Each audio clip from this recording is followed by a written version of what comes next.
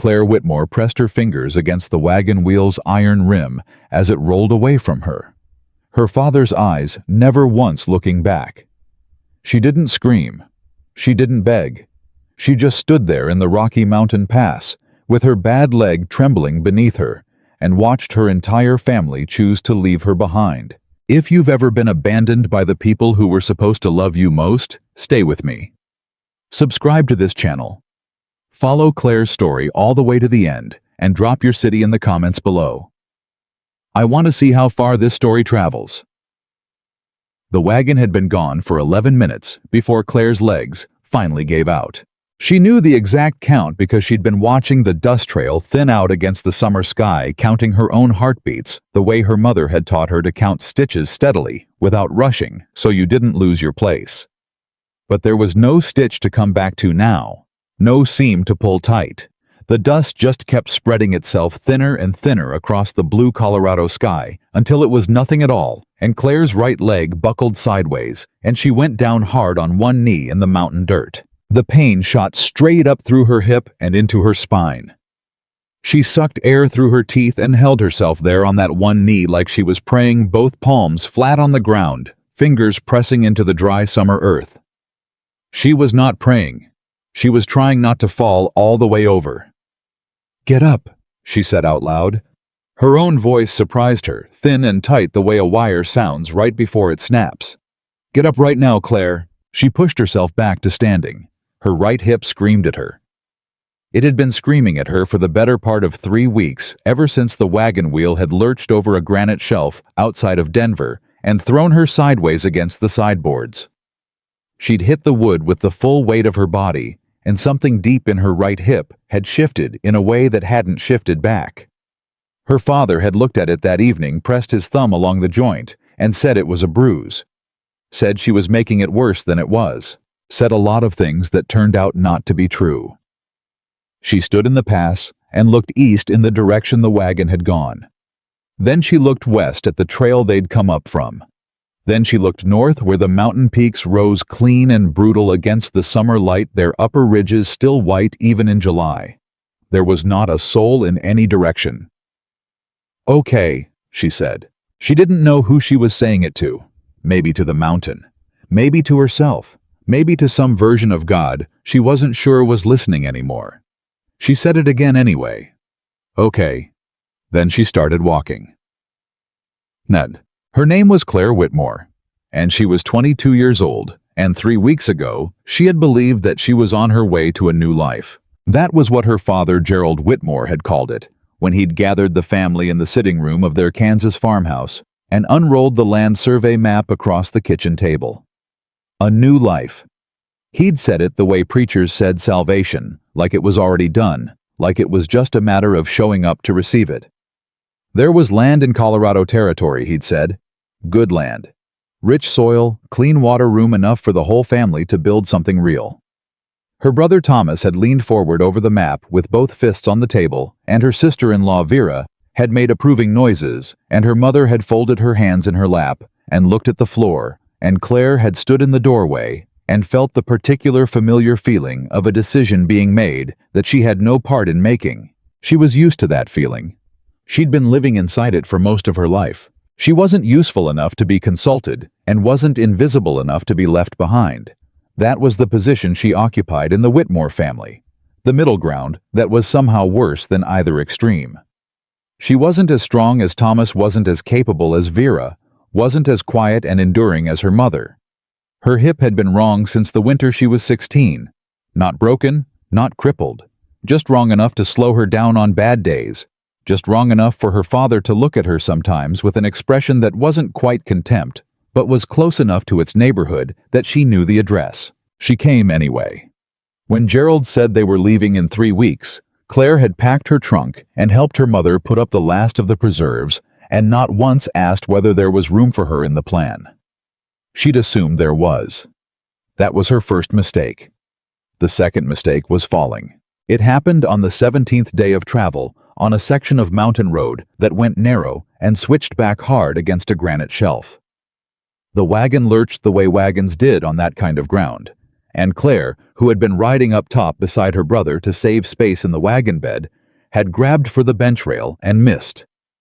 She'd hit the sideboards shoulder first, then hip first, and then she'd been in the wagon bed with her face against the canvas and her right side on fire, and her brother looking down at her with an expression she couldn't quite read. She'd read it later, though. She'd had time to read it over the following days as her hips swelled and the bruise spread, and she started to slow them down, started to need help getting in and out of the wagon, started to wince at the jolting on bad road, started to become, in the language her father had never needed to say out loud, a burden. She read the expression on her brother's face that day. It was relief. Some part of Thomas Whitmore had been looking for a reason for a long time, and Claire had handed him one by falling off a wagon in the middle of the Rocky Mountains. She hadn't known it then. She knew it now. She walked for 40 minutes before she stopped to rest. Her hip was bad, worse than it had been that morning when she'd climbed down from the wagon at dawn to help her mother with breakfast.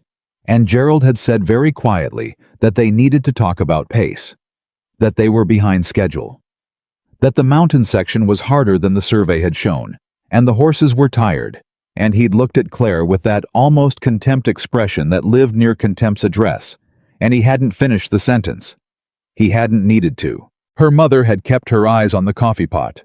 Thomas had said, "It might be easier if," and then stopped himself, and Vera had taken Thomas's arm and steered him a few steps away, and Claire had looked at her father and understood that the conversation had already been had. That this moment here at the cook fire at 5 in the morning wasn't a conversation at all. It was a notification. She'd eaten breakfast. She'd helped clean up. She'd climbed back into the wagon. And then, at a wide flat section of trail around mid-morning, Gerald had stopped the horses and said that Claire should stretch her leg, that she should walk a stretch of flat trail, that it would do the hip good to move on level ground instead of jolting in the wagon. He'd said it so reasonably. She'd climbed down without a word because she'd believed him.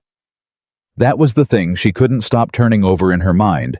Now she'd believed him because he was her father, and that was what fathers were supposed to be, people you could believe. She'd walked ahead on the flat trail. She'd heard the wagon start up behind her. She'd thought they were following her at distance to let the horses rest at a walk. She'd walked maybe 100 yards before she looked back. The wagon had turned. It was heading back the way they'd come back toward the main switchback trail that would take them north away from the flat section, away from her. She'd stood and stared at it for what felt like a very long time before she understood what she was looking at. Then she'd shouted her father's name. He hadn't stopped. She'd shouted Thomas. She'd shouted her mother's name. Margaret. She'd screamed it. Margaret, and her voice had cracked on the second syllable and gone high and strange. The wagon had kept moving. She'd started running, or trying to her right leg, going sideways with every other stride, and she'd covered maybe 30 feet before the pain made her stop. She'd stood in the flat mountain dirt and watched the wagon get smaller, and she'd screamed until she had nothing left to scream with. Her mother had not looked back once. That was the part Claire couldn't stop seeing. Not her father's deliberate forward gaze, not Thomas's turned shoulders. Her mother's hands folded in her lap, same as they'd always been folded when decisions were being made, and the back of her bonnet pale blue, not turning. Not once. She found a creek in the early afternoon and sat down beside it and drank from her cupped hands and tried to think practically. She had the clothes she was wearing, which included her everyday dress and a linen jacket that was good enough for July mountain weather, but would not hold up after dark. The small canvas bag she'd been carrying when she climbed down from the wagon, which held a folding knife, a handkerchief, about half a strip of dried beef, and a small tin of matches. Her boots, which were good boots, Kansas-made with a double leather sole, and which she was grateful for, in the way you were only grateful for things once you understood what it would mean to be without them. She did not have food beyond the beef, a blanket, a coat, a map, a gun, or any realistic understanding of how far she was from any settlement in any direction. She sat beside the creek and ate the beef in small pieces, making herself go slowly, and she thought about what she knew about these mountains. She knew the trail they'd been following ran roughly north-south along this section of the range. She knew there were mining camps scattered through the high country, though she had no idea where the nearest one was. She knew it got cold at altitude after dark, even in summer cold, in a way that could kill you if you weren't prepared for it. She was not prepared for it. She stood up and started walking again. She was still walking when the afternoon light started to angle west and the air coming down off the peaks began to have teeth in it. In July, in the Rockies, the temperature dropped fast after the sun moved behind the high ridges. Claire had felt it before traveling with the family, but she'd felt it from inside the wagon with a blanket across her lap and a cook fire to look forward to. She felt it now directly through the linen jacket, through the dress against her skin, and she understood in a new and very precise way what the night was going to be. She needed shelter. She needed fire. She needed both before full dark. The trail had been climbing for the last hour, working up through a long series of switchbacks into a section of old-growth timber. The trees were dense here, lodgepole pine mostly, with the occasional blue spruce, standing head and shoulders above the rest, and they cut the wind some, which was good, and turned the light gray-green and strange, which was less good. She couldn't see far in any direction. She couldn't tell if the trail was taking her toward something or away from it. She found a rock face that jutted out over the trail and created a shallow overhang, and she stopped there and looked at it and decided it was the best she was going to find before dark. She gathered what wood she could reach without going far from the overhang, piling it close. Her hip had moved past pain into something more like numbness, which she understood was not an improvement, but she was grateful for it anyway. She got a fire going on her third match. She fed it carefully, smallest pieces first the way her mother had taught her, and she sat close to it with her knees pulled up and her arms around them, and she watched the light fail around her.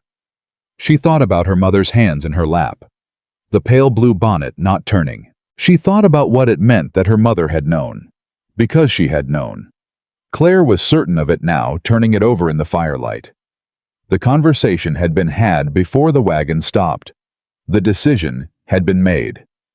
Margaret Whitmore had known her daughter was going to be left on a mountain trail, and she had folded her hands in her lap and kept her eyes forward and let it happen. Claire pressed her forehead to her knees and held herself there for a long time. She did not cry. She wanted to, but the cold was coming in hard now, and she understood on some animal level that she couldn't afford to use herself up that way. Crying spent something you didn't have to spare out here. She could cry later somewhere warm and safe. She would work on getting warm and safe first. She fed the fire another piece of wood and looked up at the narrow strip of sky she could see between the tree line and the rock overhang. Stars coming out clear and cold. No clouds. That was something. No storm tonight, at least. She leaned against the rock and closed her eyes and told herself she was going to be fine. She was not sure she believed it, but she kept telling herself anyway because the alternative was not something she could afford to look at directly just yet. Can be. She woke before dawn, to a fire gone to ash, and a cold so sharp it felt like something had a hand around her lungs. She sat up fast, gasping, and immediately regretted it when her hip sent a white bolt of pain up through her side. She pressed her hand against her hip and breathed through it and looked around. Gray pre-dawn light. Trees. The dead fire. The rock overhang. Still alive. Okay, she said again. Same word. Same no one to say it to. She got the fire going again, 2 matches this time, and sat close to it while the light built and the cold backed off a degree or two. She had no food left. The water she'd carried from the creek in her tin had a skim of ice across it, which she held close to the fire until it melted, and then she drank it and felt the cold of it all the way down. She thought about her options.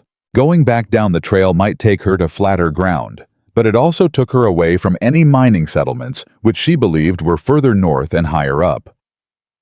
Going forward on the trail was the better gamble, but it meant more climbing, and her hip was worse this morning than it had been yesterday, stiff from the cold, and the night on the ground swollen enough now that she could feel it pressing against the inside of her dress seam. She went forward. She walked for 2 hours, slow and grinding, stopping every 20 minutes to rest her leg. The trail climbed steadily, working through timber, and then out above the tree line into the open, where the full force of the July sun hit her, and she felt the temperature swing from cold to something closer to warm over the course of 20 minutes. The air tasted thin and clean. She could see for miles in every direction up here, ridges and valleys, and the white line of a creek threading through the green far below, and not a single sign of human settlement anywhere she looked. She stopped at the high point of the trail and put both hands on her knees and breathed. "Don't you quit," she said out loud. She didn't know if she was talking to herself or to her leg or to something else entirely. "Don't you dare quit on me now." Her hip said nothing back, but it held when she started walking again, and that was what mattered. She heard the horse before she saw it, or heard something, a sound that wasn't wind and wasn't tree and wasn't the creak of her own body moving. She stopped on the trail and listened. Hoofbeats. Single horse moving at a walk, coming from somewhere above her on the trail. She looked up. The trail bent around a rocky shoulder 50 yards ahead. She couldn't see past it. She thought about stepping off the trail. There were men in these mountains who were not the kind of men you wanted to meet alone on a high trail.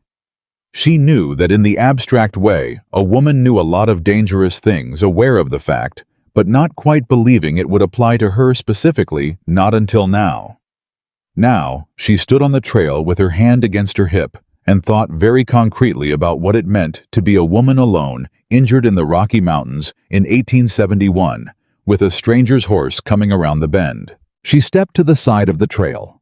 Not off it, she wasn't fast enough to get into the trees, but to the edge where she could see clearly and be seen clearly, where there was no ambiguity about what she was. The horse came around the shoulder of rock. And then, its rider. He was big. She registered that first, not just tall but broad through the shoulders, with the kind of solid build that came from actual work. And not just size, the kind of build that meant something in this country. He was wearing a canvas work shirt, the color of dust, dark wool trousers, and boots that had seen hard mileage. He had a hat pulled low against the summer glare, a working hat not decorative with sweat-stained rings on the crown. He was riding a dark roan horse that looked in better condition than most of the animals she'd seen on the trail west, and he was carrying a rifle across his lap, in the casual way of a man who carried rifles, the way other men carried hats as a matter of routine, not statement. He saw her at the same moment she fully saw him, and the horse slowed without him appearing to signal it. He pulled up about 20 feet away and looked at her from under the hat brim. He didn't say anything for a moment. He just looked. She stood her ground and looked back. "You alone," he said. His voice was low and flat, the kind of voice that didn't carry any more than it needed to. It wasn't unfriendly exactly, but it wasn't particularly warm. It was a practical voice, the voice of a man asking a question because he wanted the information. "Yes," Claire said. He looked at the trail behind her, then at the trail ahead of her, then back at her. His eyes moved to her hip. She was standing with her weight shifted hard to the left, the way she did when the right side was bad, and apparently it was obvious enough to see from 20 feet. "How long?" he said. "How long what? How long alone?" She considered lying. There was a half second where she thought about saying she had a husband just behind her on the trail, a father, a brother. Someone, the kind of lie that was supposed to keep women safe in situations like this. But she looked at him, and something about the way he was sitting very still, very patient, his hands not moving, made her decide against it. "Since yesterday morning," she said. Something shifted behind his eyes. It wasn't pity. She couldn't have stood pity. It was something more like calculation, the same expression she'd seen on men making assessments of terrain or weather, the face of a man who was doing math. "Can you walk?" he said. "I've been walking." "That's not what I asked." She looked at him. He looked back perfectly still. "Not well," she said. He swung down off the horse in one clean motion, no wasted movement, and tied the reins to a boulder at the edge of the trail. He walked toward her, and she held herself very still, and he stopped 6 feet away and looked at her the way a doctor looks at a patient, not unkind, not kind, just assessing. "Caleb Mercer," he said. He didn't offer his hand. He just said the name the way you'd state a fact. Claire Whitmore, she said. He nodded once. Then he looked at her hip. Left side higher than the right, he said. How long's it been like that? 3 weeks. I fell from a wagon. Seen worse, seen better. He straightened up and looked at the trail ahead of her. Where are you trying to get to? Wherever there are people, she said. A settlement, a camp, somewhere. Nearest settlement's Holt Creek, he said. 12 miles north, mostly miners. It's not a comfortable place for a woman alone. Is there another option? He looked at her for a moment. Then he looked back up the trail in the direction he'd come from. There's my cabin, he said. 6 miles. You won't make 12 in the condition you're in. Not today. Maybe not tomorrow. She looked at him. He was not looking at her the way the men in Holt Creek might look at a woman alone, she was fairly sure of that. He was looking at her the way he'd looked at the trail, measuring, calculating, weighing options. There was nothing in it that frightened her, which was either a good sign or a very sophisticated trap, and she was in no position to find out which. Why would you do that? She said. Take a stranger in. He picked his hat up slightly and set it back. It was the only moment of anything that could be called discomfort she'd seen from him. I've got room, he said. And you've got a bad leg. That's enough of a reason. It wasn't enough of a reason. She knew that.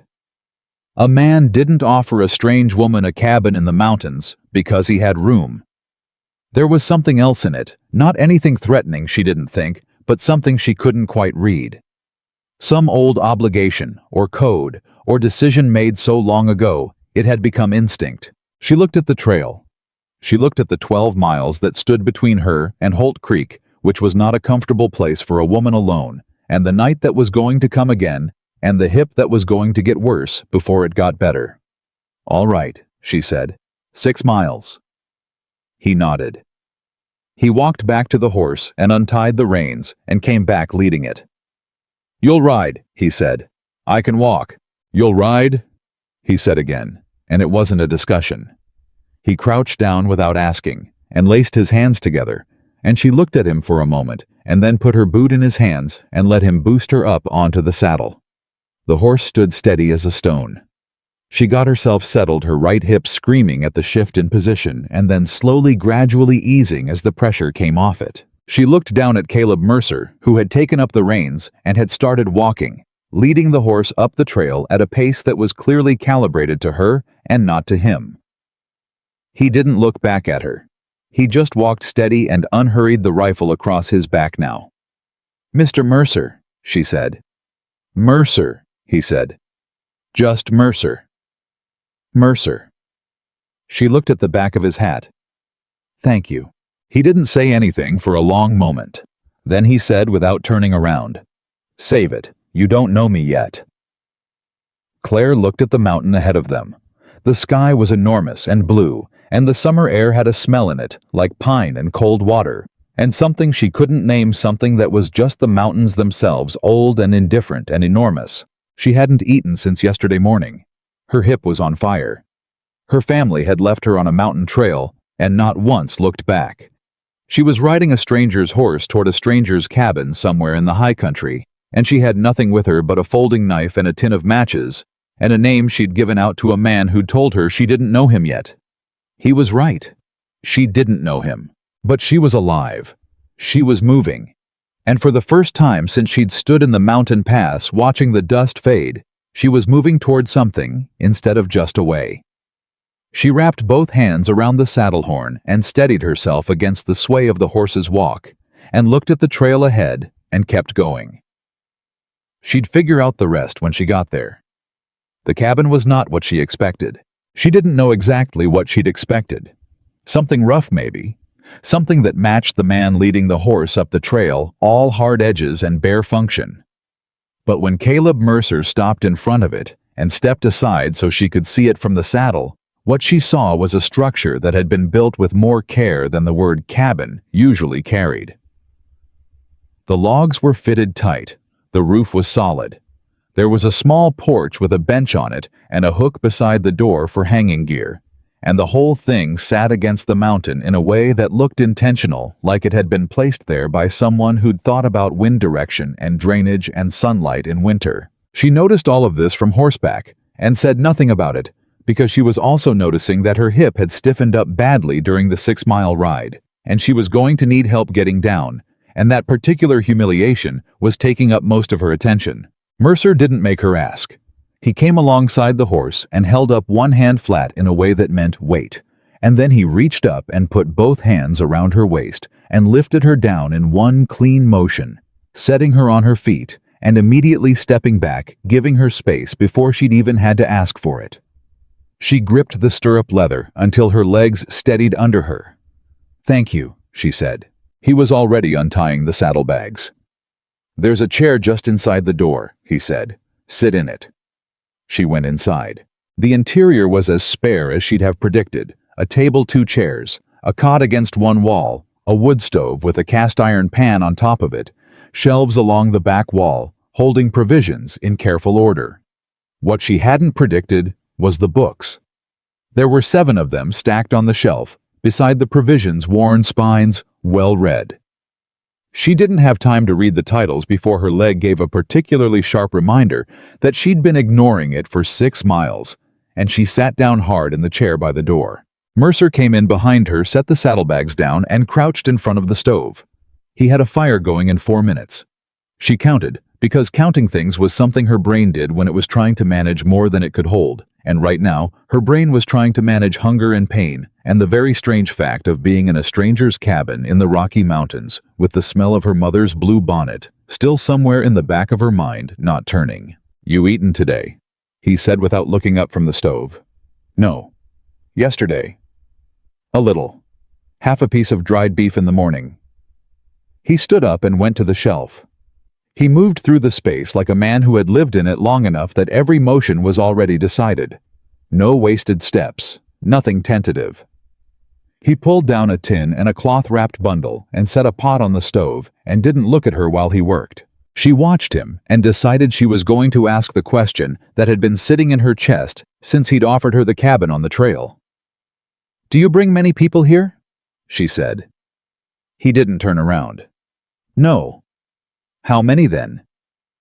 He considered this for a moment, stirring something in the pot. "You're the first." She sat with that for a moment. Outside, the afternoon wind was picking up, moving through the pines around the cabin in the low sound she was starting to associate with the mountains at this altitude. Not threatening, just present the way the mountains were present, constant and entirely indifferent to anything happening beneath them. "Why?" she said. He turned around then.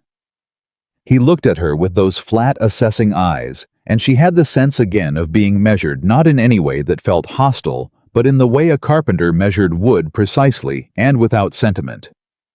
"Because you were going to die up there," he said. "That's why." "People die in the mountains," she said. "You don't stop for all of them." "I stop for who I find," he said. "That's all it is."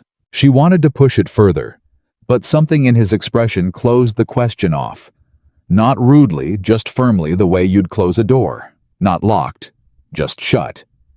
She filed it away and let it go. The food he made was beans and dried salt pork, simple as anything she'd ever eaten, and it was the best thing she'd tasted in 3 weeks. She didn't say that out loud. She ate slowly and steadily, and he sat across the table from her and ate the same thing in the same silence. And it was the most comfortable silence she'd sat in since she'd left Kansas.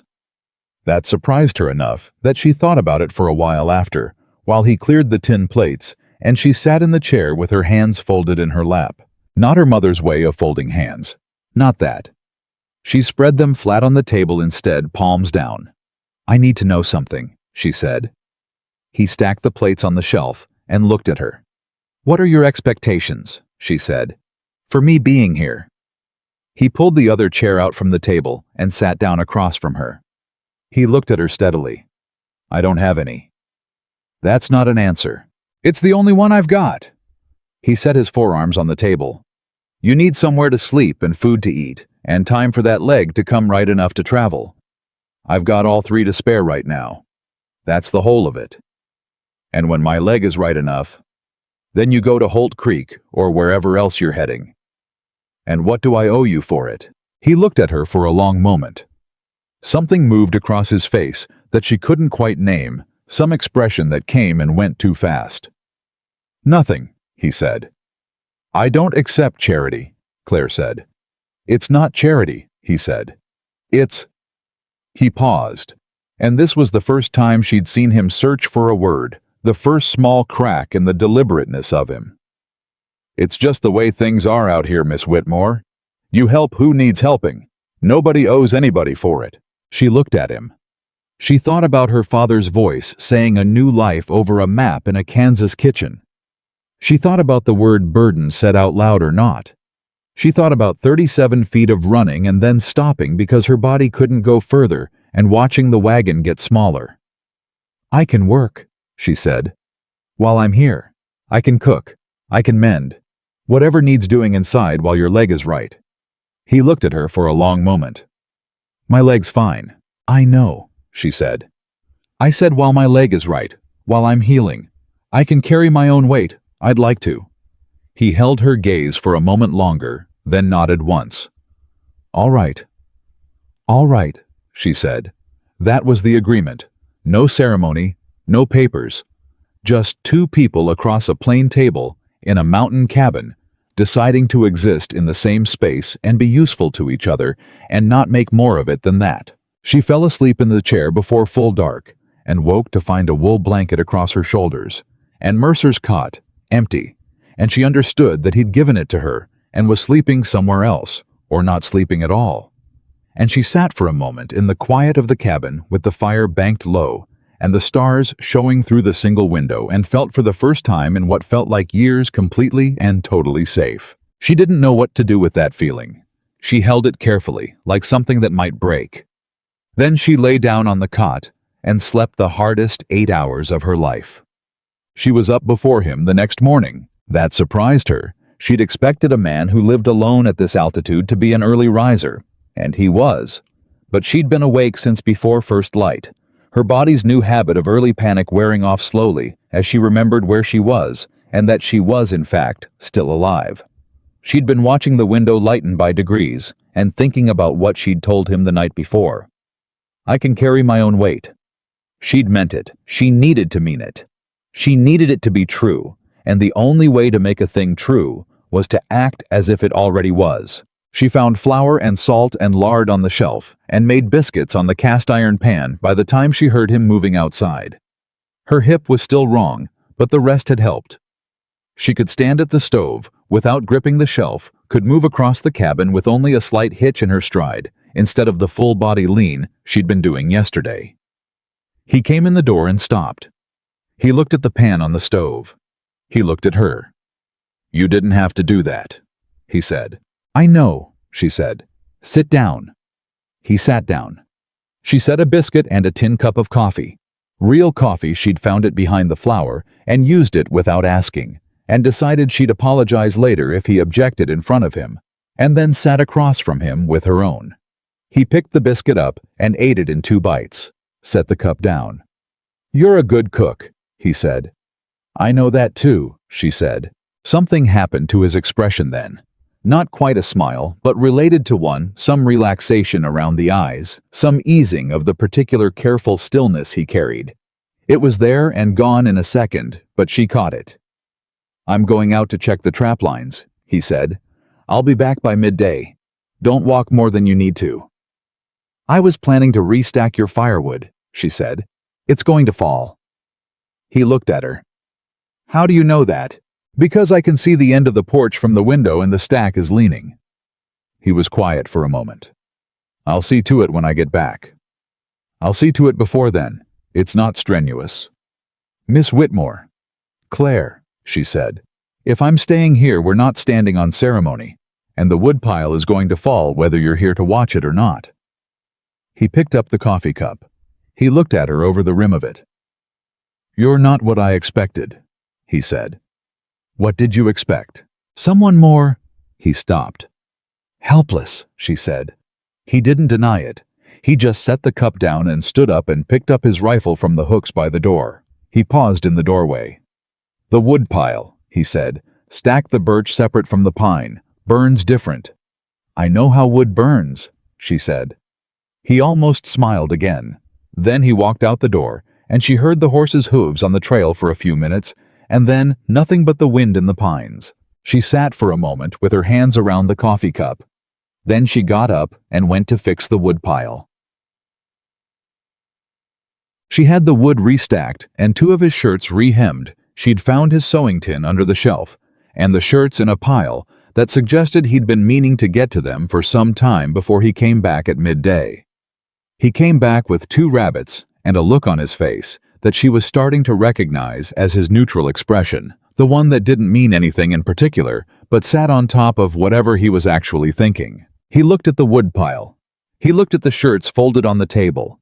He didn't say anything about either. "I can dress those if you've got salt," she said, nodding at the rabbits. "I know how to dress my own game," he said. "I know you do," she said. "I'm offering to do it while you rest. You've been out since before dawn. Sit down." He looked at her for a long moment, with an expression she couldn't read. Then he hung the rabbits on the porch hook and sat down in the chair she'd pointed at. And she went out to the porch and dressed the rabbits with his hunting knife. And her hands did the work without hesitation, because she'd been doing this since she was 9 years old, and no one had ever told her it wasn't a thing. Women did, only her sister-in-law Vera, who thought it was unrefined, and Vera was somewhere on a Colorado trail, probably drinking weak coffee and talking about what she was going to do with her new land, and Claire was here in the mountain sun, dressing rabbits for a quiet man who had given her his cot, and she decided she didn't mind this at all. She came back inside and put the meat in the pot with water and the last of the dried herbs she'd found and a handful of the rice from the shelf, and she didn't ask whether that was all right. She just did it. He watched her from the chair. "Where are you from?" he said. "Kansas," she said. "Outside of Abilene. We had a farm." My family," she said. She kept her hands in the pot. "My father, my mother, my brother Thomas, and his wife. They're the ones that left you," he said. It wasn't a question. She turned around. He was watching her with those flat, direct eyes. No judgment in them, no pity, just the fact of the thing stated plainly the way he stated everything. "Yes," she said. "Why?" She turned back to the pot. "I slowed them down. My hip after I fell. They decided I was more of a problem than I was worth on the trail." The silence behind her had a texture to it. She could feel him sitting in it. "Your own family?" he said. "Yes." "And they just stopped the wagon and left." "They told me to walk a stretch of flat trail," she said. "Said it would be good for my leg. Then they turned north while I wasn't watching." She paused. "I ran after them, as much as I could run." She paused again. "My mother didn't look back." She heard the chair shift. She heard him stand up. She kept her eyes on the pot. She heard him walk to the window and stop there. He stood there for a long time without saying anything. "That's not something a person does," he said finally. His voice was different. Something in it had moved some tightness under the flatness. "To their own." "Apparently they do," Claire said. Her own voice came out steadier than she expected. "Or some of them do anyway." "It's not right," he said. Simple, absolute. "No," she said. "It's not." He came away from this window and sat back down, and she stirred the pot, and neither of them said anything else about it. But something had shifted between them in those few minutes. Some weight had been laid down and acknowledged, which was different from being fixed, but was still something. Still more than nothing. She served the stew when it was ready, and he ate all of it, and she ate most of hers. And when she started to take the plates to the shelf, he said, "I'll do that." And she let him because it seemed important to him to do something. On the 3rd day, her hip was well enough that she walked to the creek and back without stopping. She counted it as a victory and didn't tell him because he would have told her not to push it, and she would have had to disagree, and she was trying to avoid unnecessary disagreements until she understood him better. She was starting to understand him better. He was not cold. She'd thought he was cold those first hours, that flat voice, Those measuring eyes, the way he said things without framing them or softening them. But cold wasn't right. He was just very literal. He said what he meant and meant what he said and didn't decorate either one, and once she stopped waiting for the decoration and just listened to the words, she found that there was warmth in them. Just compressed. The way heat compressed in a well-made stove, hotter for being contained. He brought her wildflowers on the 4th day. Not as a gesture, she was fairly certain he hadn't thought of it as a gesture. He came in from checking the traps with a fistful of something purple he'd pulled from the meadow above the cabin and set them on the table next to where she was working, and when she looked up at him, he said, "Thought they'd help with the smell of the rabbit," and walked straight past her to the stove. She looked at the flowers for a moment. "Thank you," she said. He said. She put them in his water cup and set them in the window and caught him looking at them twice before supper. It was on the 5th day that the first real trouble came. She was sitting at the table with his mending. He had more of it than she'd initially found, a whole pile of things needing attention, when she heard hoofbeats on the trail below the cabin. Not one horse, several. She went to the window and looked out. 3 men coming up the trail. She didn't know them. They weren't dressed for mining, too clean, too deliberate, the kind of men who traveled with a purpose and knew what it was. Mercer came off the porch before she could say anything. He must have heard them from outside. He stood in front of the cabin door, not blocking it exactly, but positioned the way he was positioned, still deliberate, taking up space in a way that was entirely intentional, and waited for them to stop. The man in front did the talking. He had a dark hat and a voice designed to carry. "Mercer," he said, like they knew each other, like the knowing wasn't particularly comfortable. "Holland," Mercer said. Same flat voice, but something underneath it now, something like attention being paid at a different level. "Heard you had a visitor," Holland said. His eyes went to the window, and Claire stepped back from it without thinking. "Word travels fast up here," Mercer said. "Mining camps got ears," Holland said. "Woman traveling alone, they said. Injured." His eyes came back to Mercer. "Is she your wife?" "She's a guest," Mercer said. "That's a careful answer," Holland said. "It's the true one," Mercer said. "Is there something you need, Holland, or did you ride 6 miles to count heads?" Holland looked at him for a moment. Then he smiled, the kind of smile that happened at the front of the face, and stopped there. "Her family's looking for her," he said. "Put out word at Holt Creek. Said she wandered off the trail, got lost. Offered a reward for bringing her back." Everything inside Claire went very still. She heard it from the window, every word. She pressed her hand flat against the cabin wall and stood there with her heart going at twice its normal pace. Her family is looking for her. The lie was so complete, so neatly constructed, that for a second she almost didn't recognize it as a lie. Wandered off, like she was a dog that had slipped a fence, like she had gotten herself lost, like they had not stopped that wagon and turned it north and watched her run after them, screaming. "She didn't wander," Mercer said. His voice had not changed in pitch or speed, but she heard something in it now that she hadn't heard before, something cold and very, very controlled. "She was put off the trail, on purpose." Holland raised his eyebrows. "That's a serious claim against a family man." "It's what happened," Mercer said. "She'd tell you that she did. And you believe her?" "Yes," Mercer said. "Just that. Yes." Holland looked at him for a long moment. The 2 men behind him hadn't moved or spoken. "The father's offering $40, Holland said. "That's real money." "For me or for her?" Mercer said. "For whoever brings her in." "She's not lost," Mercer said. "She's exactly where she chose to be.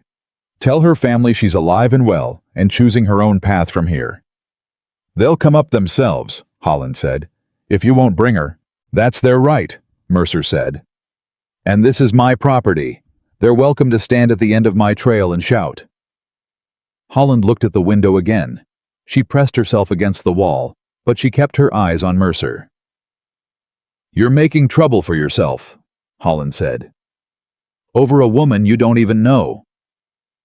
"Wouldn't be the first time I made trouble for a good reason," Mercer said. He didn't move an inch. "You know the trail back, Holland. It's the same one you came up."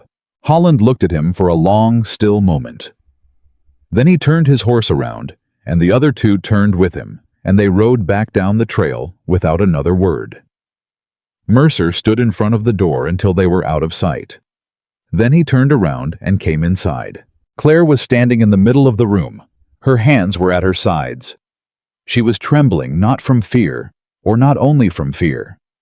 From something that was also fury, or was adjacent to it, the kind of shaking that came when a thing you'd been holding very carefully started to press against the inside of you harder than you could hold it. He looked at her. He saw the trembling. He didn't make it into something smaller than it was. "My family said I wandered off," she said. Her voice came out remarkably steady. "That's what they told people." "Yes," he said. "They put out a reward." "Yes." "To bring me back." She looked at him. "To where they left me." "I expect," he said carefully, "that it's not about you coming back. It's about controlling the story." She stared at him. Then she looked at the table at the shirt she'd been mending at the purple flowers in the water cup. "What do I do?" she said.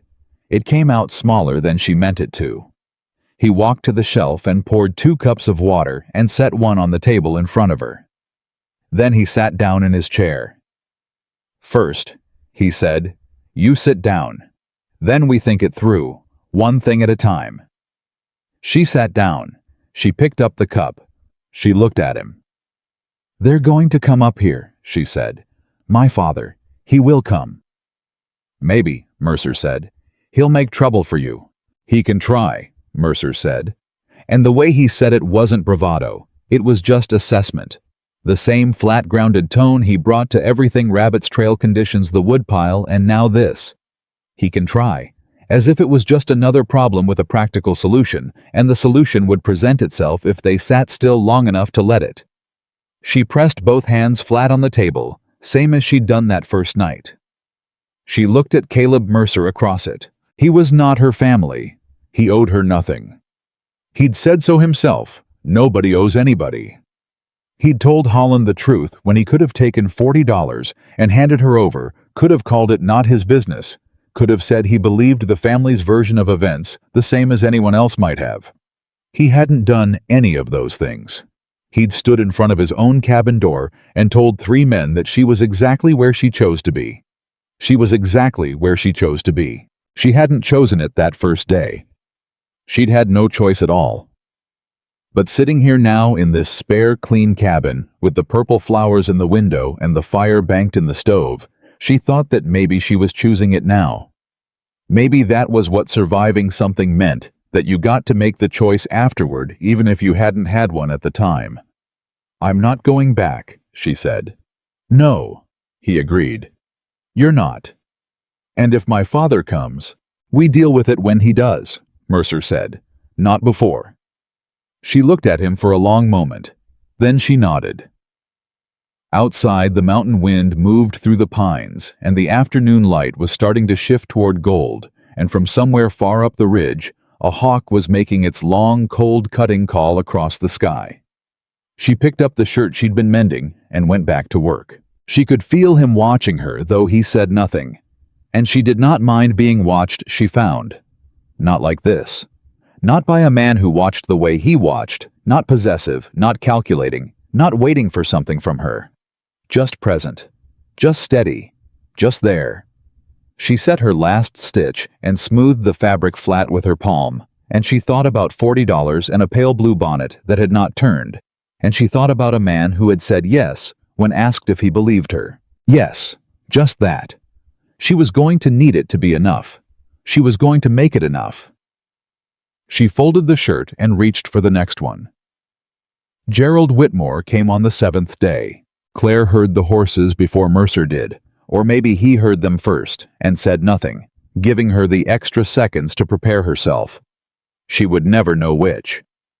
What she knew was that she was standing at the stove when the sound reached her, and her hands went still on the pot handle, and the whole cabin seemed to contract around her the way a chest contracted when you braced for a blow. She set the pot down. She turned around. Mercer was already at the window. He stood to the side of it, not square in front of it, looking out at an angle. His rifle was on the hooks by the door, where it always lived, but his eyes had gone to it and come back, which told her something about how he was reading the situation before she'd even seen it herself. "How many?" she said. "3 horses," he said.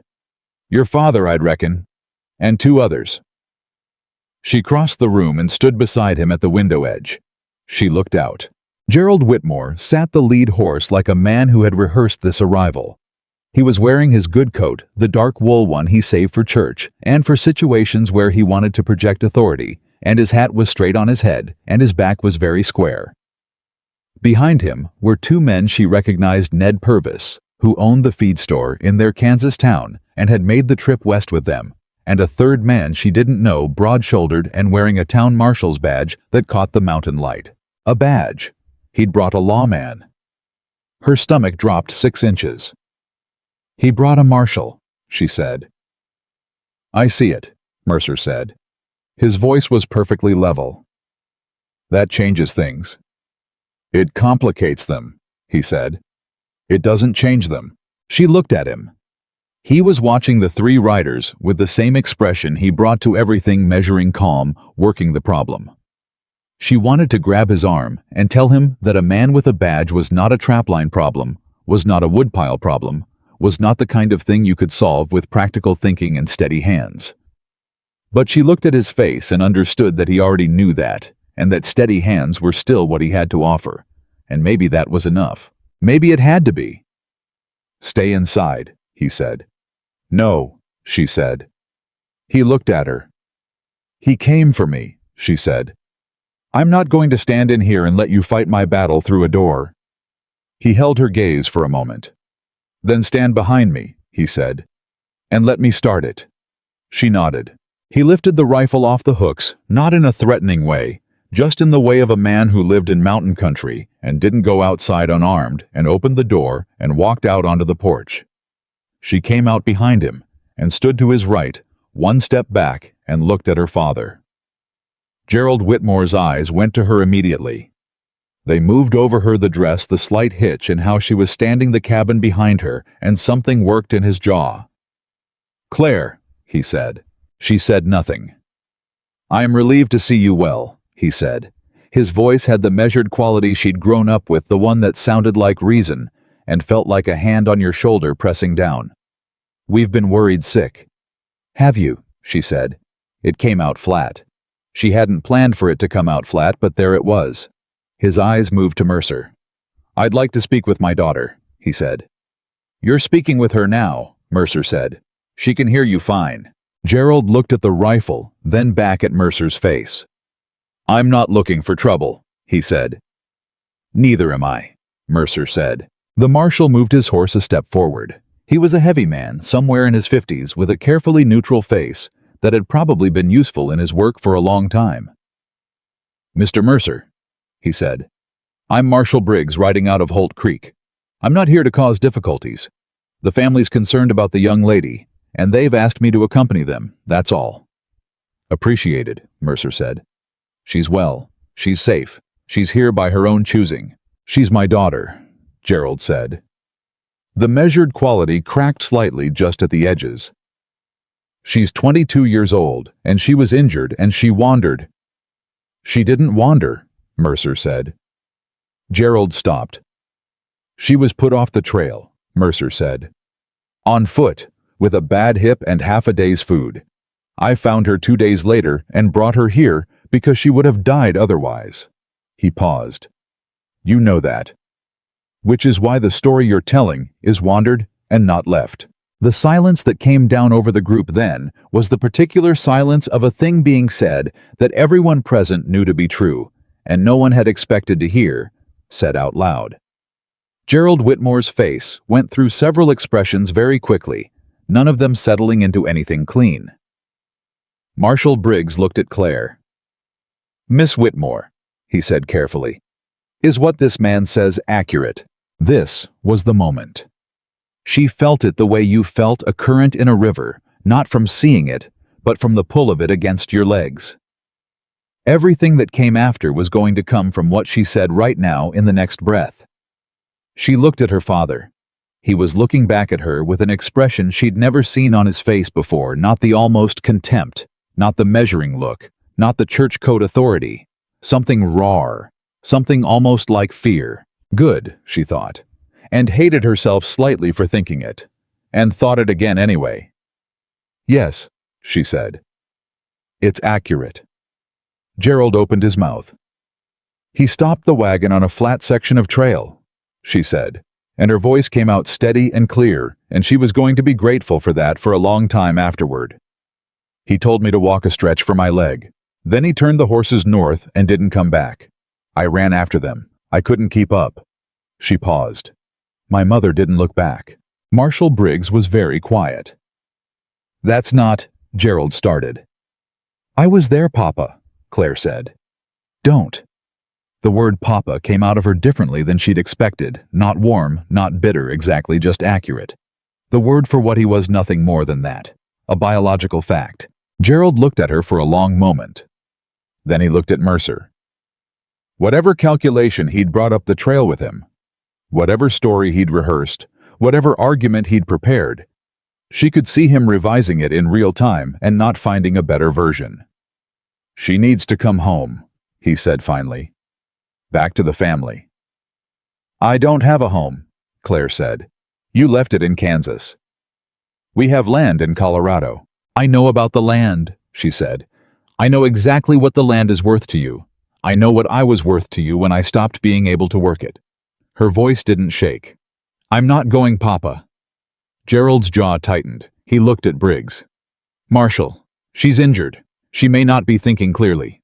She sounds perfectly clear to me, Briggs said. He said it mildly, but it landed like a stone. He looked at Claire again. Miss Whitmore, you're an adult woman. Are you here by your own choice and free will? Yes, she said. Are you being held here against your will or under any kind of coercion? No, she said. Are you in need of medical attention or assistance that this man is not providing? She almost said no again automatically and then stopped. Her hip was still wrong. She'd been managing it, had been careful, but the truth was, it needed more than rest and care. I need a doctor to look at my hip at some point, she said, but that's a matter I can arrange myself. Briggs nodded slowly. He looked at Gerald Whitmore. Mr. Whitmore, he said. I'm afraid I can't compel a grown woman to go anywhere she doesn't wish to go. That's not within my authority, and it wouldn't be right if it was.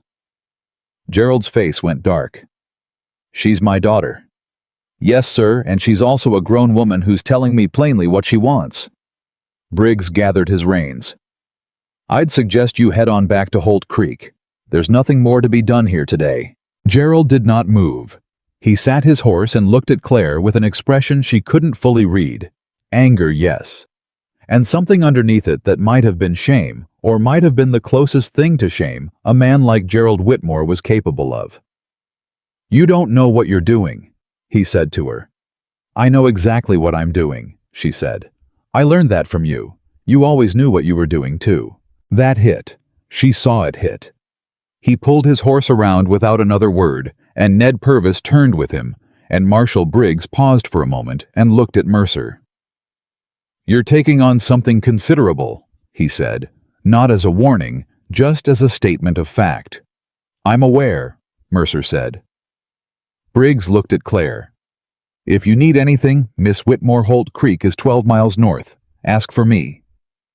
Thank you, Marshall, she said. He tipped his hat. Then he turned his horse and followed Gerald Whitmore back down the trail, and the three of them disappeared around the curve of the mountain, and the sound of the hooves faded, and the mountain came back into itself. Wind pines the far-off hawk. Mercer didn't move from the porch for a full minute after they were gone. She stood beside him and didn't move either, both of them listening to make sure the sound kept going away and not coming back. Then he turned and went inside and put the rifle back on its hooks, and she followed him and sat down in her chair because her legs had decided they were done being steady. You all right? He said. No, she said, but I will be. He sat down across from her. He didn't say anything, and she was grateful for it. Grateful in the particular way you were grateful for someone who understood that some moments didn't need filling. After a while, she said, "Thank you." "For what?" "For not letting me stand behind that door." He looked at her for a moment. "You wouldn't have stayed behind it anyway," he said. "No," she said, "but you didn't try to make me."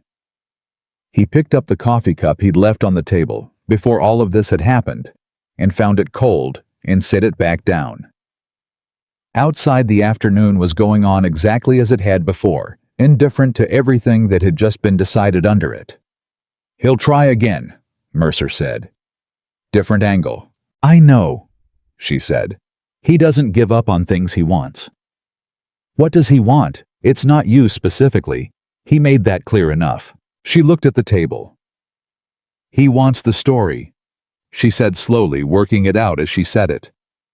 "He wants to be the man who brought his daughter home from the wilderness. He wants the $40 back, and she stopped. He wants there not to be a version of events where he left me on a mountain to die. Because if that version exists, and people believe it, it's the version that's true." Mercer looked at her for a long moment. "It is the version that's true," he said. "I know," she said. "But knowing and being believed are different things."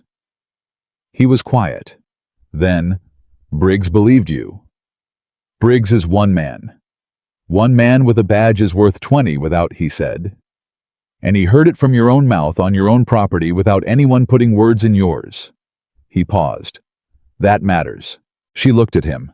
He said it the way he said everything, plain, grounded, no decoration. But it was the most she'd heard him say at once, and she understood that it was his version of comfort, this laying out of practical truths, this building of a case for why things were going to be manageable. She found she believed him. She wasn't sure yet if that was wisdom or just need, but she let herself have it either way. "All right," she said. "All right," he said. She got up and went back to the stove and put the pot back on the heat, and they didn't talk about her father again that evening. And supper was quieter than usual. And when she went to sleep on the cot, she lay awake for a while listening to the mountains settle around her and thinking about the expression on Gerald Whitmore's face when she'd said, "I know exactly what I'm doing." She thought about it until she believed it herself. Then she slept. 3 days later, she found out why Caleb Mercer lived alone. It wasn't something he told her directly. It was something she pieced together from the things she found and the things he almost said, and the particular way he went silent sometimes in the evenings, sitting by the stove with a book he wasn't reading, his eyes somewhere past the page. She found the photograph on the 9th day, when she was reorganizing the shelf to make room for the additional provisions he'd brought back from a supply run to the lower trail. It had been tucked behind the flour tin face in against the wood, and it fell out when she shifted the tin and landed face up on the shelf. A woman. Young, maybe 25, dark hair. She was looking directly at the camera with an expression that was halfway between serious and amused, the look of someone who had been told to hold still and was finding it difficult. Claire picked it up carefully. She looked at it for a moment. Then she heard Mercer's boots on the porch, and she set it back on the shelf face up this time and moved away. He came in the door and saw it immediately. She knew he saw it because he went very still for just a fraction of a second, a stillness she'd learned to read by now, and then he kept moving to the hook for his hat. "I'm sorry," she said. "It fell out when I moved the flour." "It's all right," he said. She waited. She had learned that waiting was sometimes the only way with him, that he would get to things in his own time, and not before, and pressing only made the time longer. He sat down and picked up the photograph. He looked at it for a long moment with an expression she'd never seen on his face before, not measuring, not calculating. Just open, raw in the way that things were raw when the covering wore off them. "Her name was Anna," he said. "My wife." Claire sat down across from him. She didn't say anything. 4 years ago, he said. Fever. It came fast and went fast, and she was gone in a week. He set the photograph down on the table face up between them. I came up here after. Couldn't be in the settlement. Too many people knowing and looking and meaning well." He said the last two words in a way that made it clear meaning well had been its own particular kind of unbearable. "I understand that," Claire said quietly. He looked at her. "Do you? People who mean well look at you like you're a wound," she said. "Like they can see through you to the thing that's wrong. It's—" She stopped. "It gets heavy." He nodded slowly. "That's exactly what it is." He looked at the photograph again. "I didn't plan to stay up here this long. 4 years is—" He stopped. "It becomes the shape of things," Claire said. He looked at her sharply. She looked back. "You're 22, he said. "I know how long I've been alive," she said. "That doesn't make me wrong about this." He looked at her for a moment. Then the almost smile came and went. "No," he said. "It doesn't." She looked at the photograph. "She was beautiful," she said. "Yes." "She looks like she was funny." He blinked. Something moved across his face. "She was," he said. "How'd you see that?" "The way she's looking at the camera," Claire said. "Like she thinks the whole business of taking a photograph is slightly ridiculous, but she's going along with it to be kind." He looked at the photograph again, and for a moment, something came all the way to the surface of his face. Grief and warmth, and something that was adjacent to joy, the complicated expression of someone who had loved something and lost it, and was still 4 years later, both things at once. "That's exactly right," he said. His voice was very quiet. "That's exactly her." She didn't say anything else about it. She got up and put supper on, and he put the photograph back on the shelf. Face out this time, she noticed, not face in, and they ate together in the easy silence that had become the texture of their evenings, and she thought about a woman named Anna, who had been funny and was gone, and about a man who had come to the mountains to be somewhere. The looking didn't reach him, and about the particular way loneliness shaped people over time, the way water shaped stone slowly, completely, until you couldn't remember what the original surface had been. She thought about what her own surface had been before Kansas, before the wagon, before the mountain trail. She wasn't sure she could remember it either. On the 11th day, the second twist came. And this one, she hadn't seen at all. It came in the form of a letter delivered by a rider from Holt Creek, who left it on the porch without knocking, apparently under instruction to do so. Mercer brought it in and looked at the envelope and handed it to her across the table. Her name was on it. Written in handwriting she recognized. Her mother's handwriting. She held the envelope for a long time without opening it. Mercer poured 2 cups of coffee and sat down and didn't say anything. Finally, she opened it. The letter was 2 pages. Her mother's handwriting was very neat, the way it always was. She'd had good schooling. Margaret Whitmore before the farm, and the Kansas years had narrowed everything down. Claire read it once very fast, and then started again from the beginning slower. She read the whole thing twice before she set it down. Mercer was watching her face. "Good or bad?" he said. "I'm not sure," she said. She picked it up again and read him the relevant parts aloud. Her mother had not approved of leaving Claire on the trail. Had argued against it, the letter said more than once in the days before it happened. Had threatened to go back herself after. Had not been able to. "Your father is not a man who can be moved once he's decided," the letter said, "and I was not strong enough. I am telling you this not to excuse myself. There is no excuse for it, but because I need you to know that not turning around was the hardest thing I have ever done, and I have done many hard things." Claire stopped reading aloud there. She sat with that sentence for a moment. The hardest thing I have ever done. She didn't know what to do with it. She'd been so certain, so completely cleanly certain, that her mother had been complicit, had been part of it, had chosen Gerald over her daughter, and kept her eyes forward, and not suffered for it. That certainty had been one of the things holding her upright these past 11 days. The clear, clean line of it. The righteous anger that gave her something to stand on. And now here was her mother's handwriting saying the hardest thing I have ever done, and the clean line blurred. Mercer was quiet. "What do you make of it?" she said finally. "What do you make of it?" he said back. "I don't know," she said. "I want to be angry at her. I am angry at her. But—" she stopped. "She wrote. He doesn't know she wrote, I'd guess." "Probably not," he said. "She's telling me she was a coward," Claire said. "That's what the letter is. She's telling me she knew it was wrong and did it anyway, and she wants not forgiveness. She's not asking for that." She looked at the letter again. "She's asking me to know the truth. That it wasn't that she wasn't—" She stopped again. "That she didn't look away easy," Mercer said. Claire looked at him. "Yes," she said. "That." She folded the letter and held it in both hands and looked at the table. Mercer drank his coffee and let her think. "What does she want you to do?" he said after a while. "She wants me to be careful," Claire said. "She says my father isn't finished, that he's talking to people in Holt Creek, men he knows from the trail, men with business connections. She says he's found a lawyer." She paused.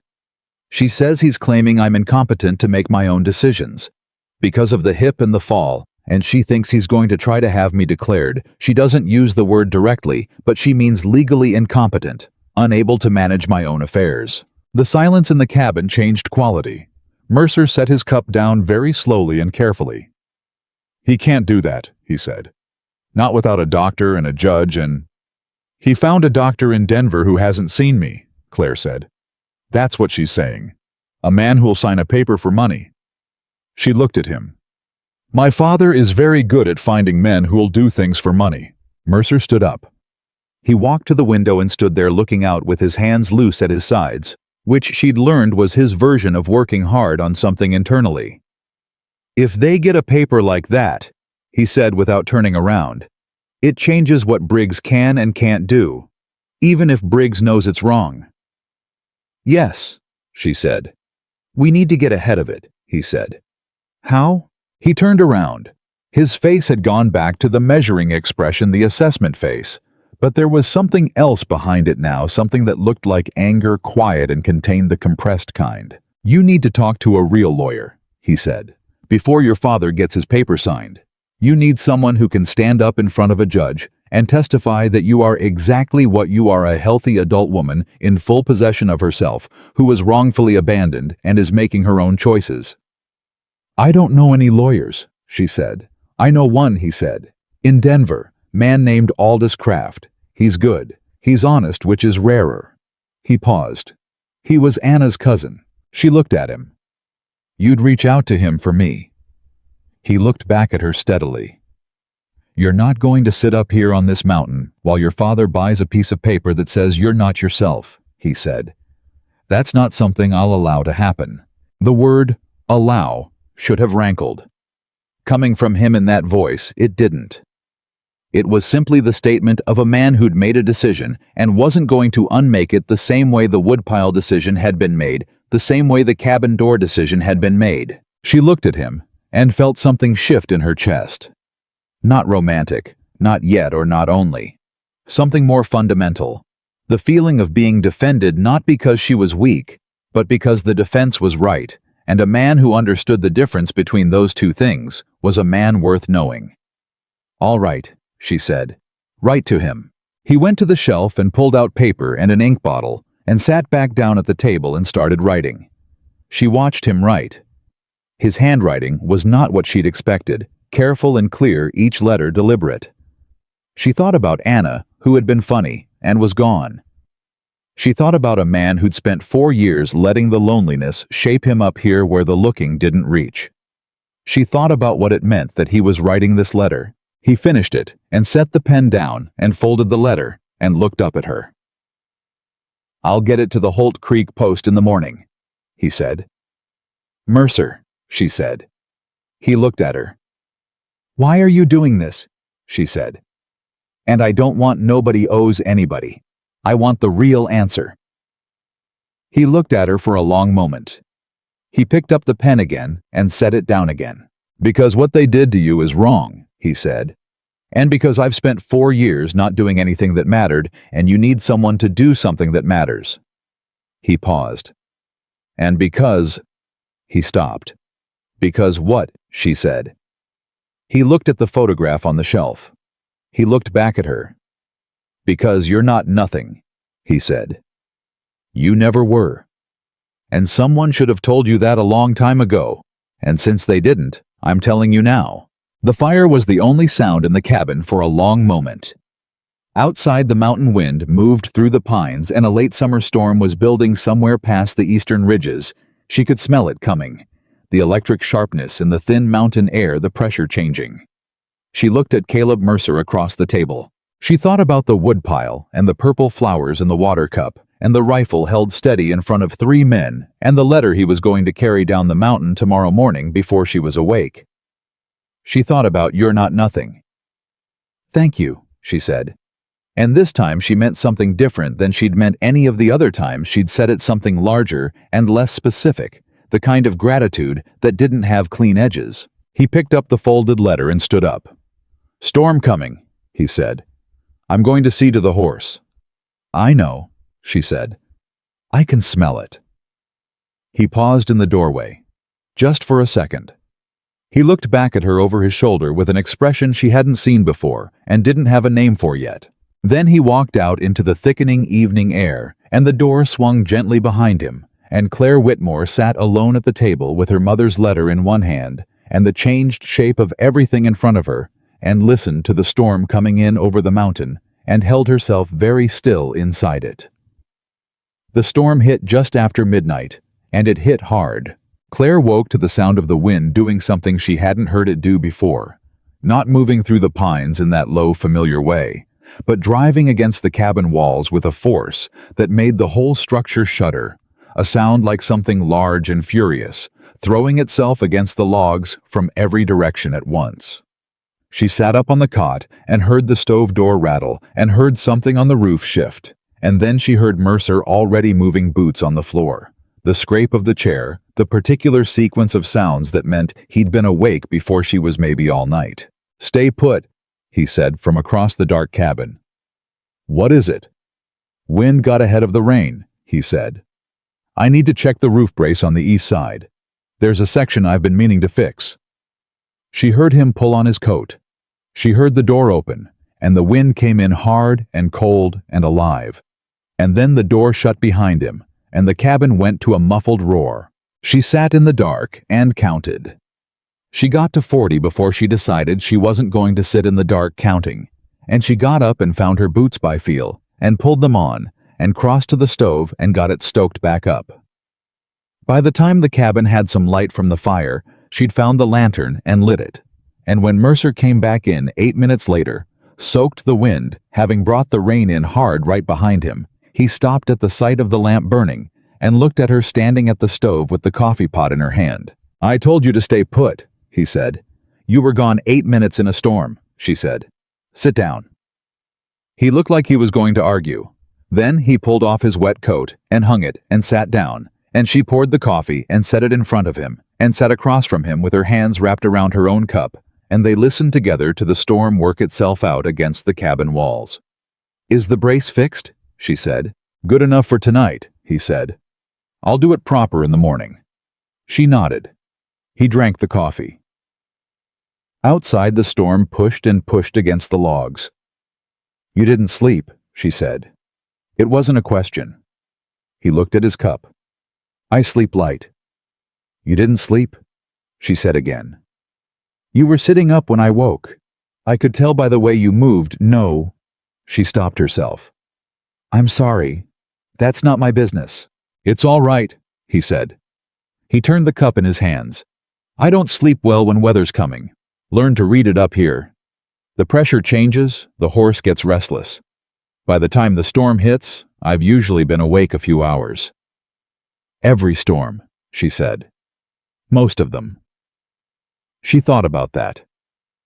4 years of light sleeping, of reading the pressure changes and lying awake while the mountains did what mountains did around him. 4 years of that particular kind of alone. "That sounds exhausting," she said. He looked up at her with a surprised expression, as if the observation had come from an angle he hadn't been expecting. "I don't think about it," he said. "I know," she said. That's what makes it exhausting."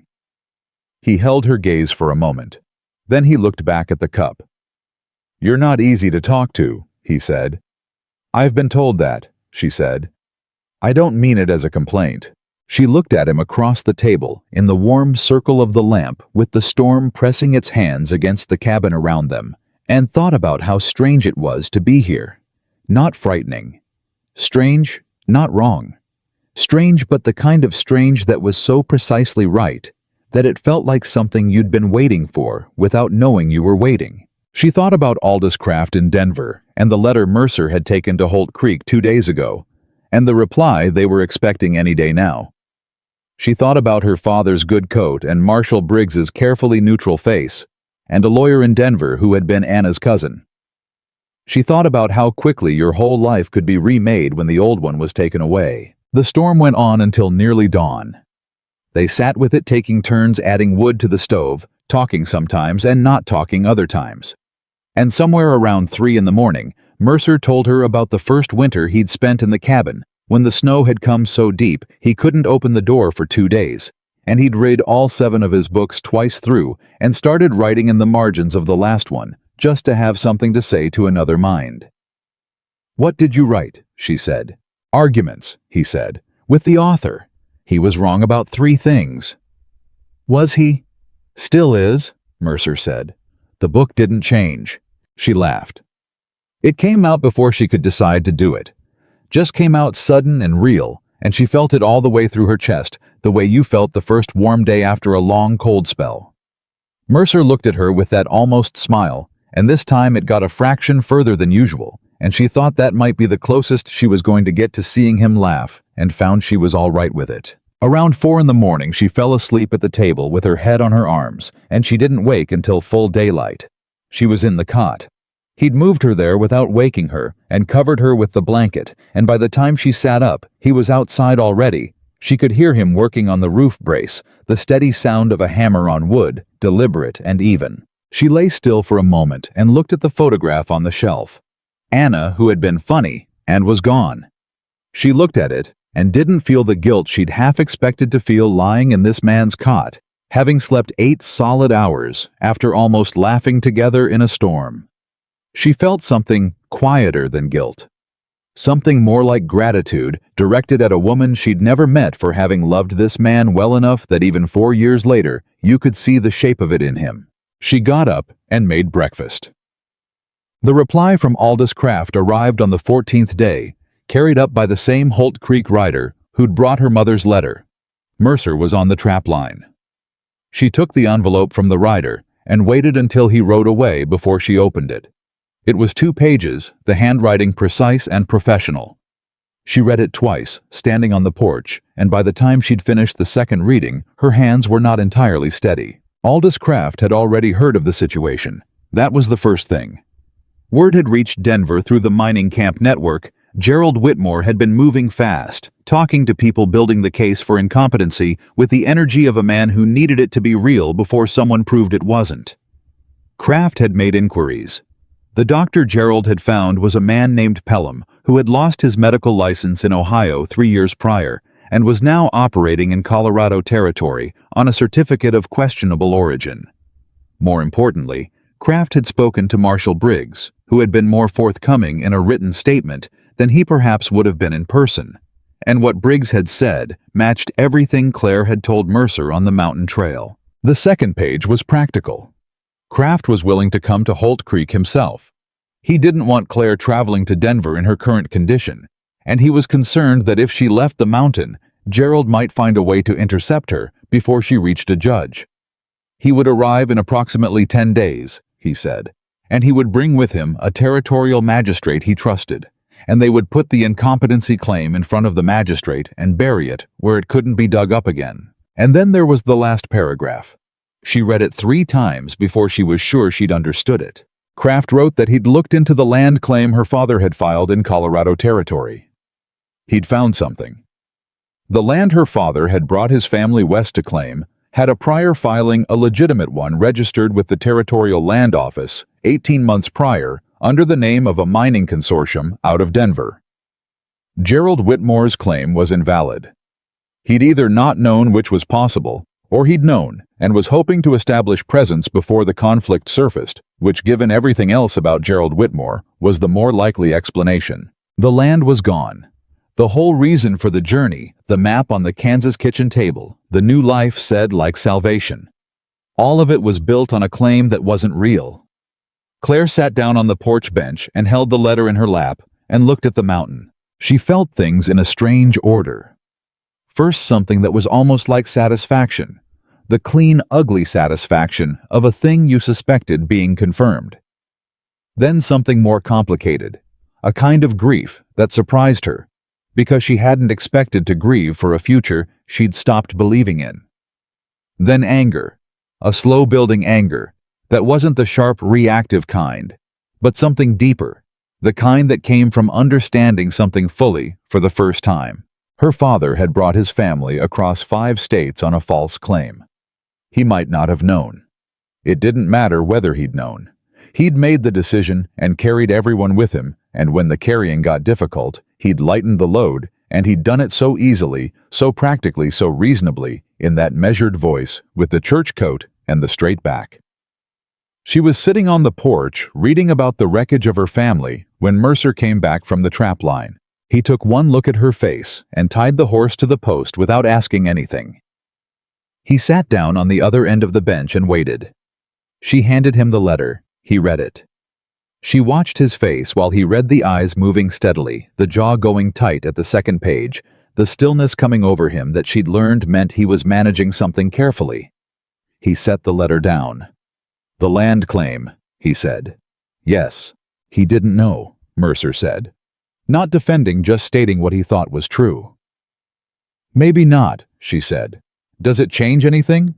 He thought about it seriously, the way he thought about everything. "No," he said.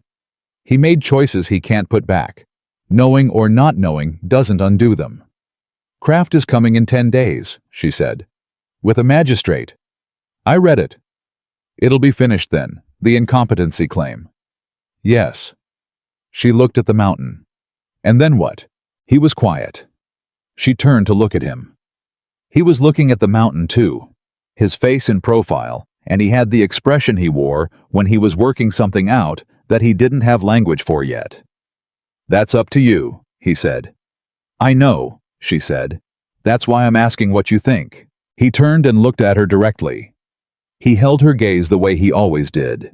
No flinching, no looking away, the full weight of his attention on her, which she'd learned to receive without looking away herself. "I think you're not the same woman you were 2 weeks ago," he said.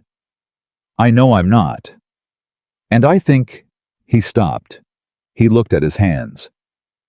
"I think whatever you decide, you'll make it right. Whatever direction you go." "That's not what I asked," she said. He looked up at her. "I asked what you think," she said. "About what comes next. For here. For this." She gestured between them, a small motion, and it was the most direct she'd been, and she felt the risk of it like a physical thing in her chest, but she didn't pull it back. He looked at the space between them that she'd gestured at. He looked at his hands again. He looked back at her. "I think I haven't thought past 1 day at a time in 4 years, he said. "And I'm not sure I know how to do it anymore. Think past 1 day." "Try," she said. He was quiet for a long moment. The wind moved through the pines. Somewhere up the ridge the hawk called that long carrying sound. "I'd like you to stay," he said. Simply, plainly. The same way he said everything. She looked at him. "Why?" "Because the cabin is better with you in it," he said. "Because supper is better. Because I sleep better when there's someone else breathing in the room." He paused.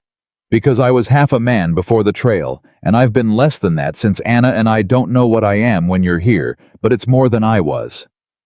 She held that. She held it the way she'd held the feeling of being safe that first night, carefully, like something that might break if she pressed too hard. "I'm not Anna," she said. "I know that," he said. "I'm not asking you to be. And I haven't had—" She stopped. Started again. "I'm 22 years old, and I've spent my whole life being told I was less than useful, and I don't know how to—" She stopped again. Neither do I, he said, know how to do much of this. She looked at him. He looked back. Two people on a porch bench with a mountain behind them, and the ruins of the old version of things spread out in their laps, and something neither of them had names for yet sitting in the space between. All right, she said. I'll stay. Through Kraft's visit at least. Through the legal business. And after, he said. Ask me after, she said. He nodded.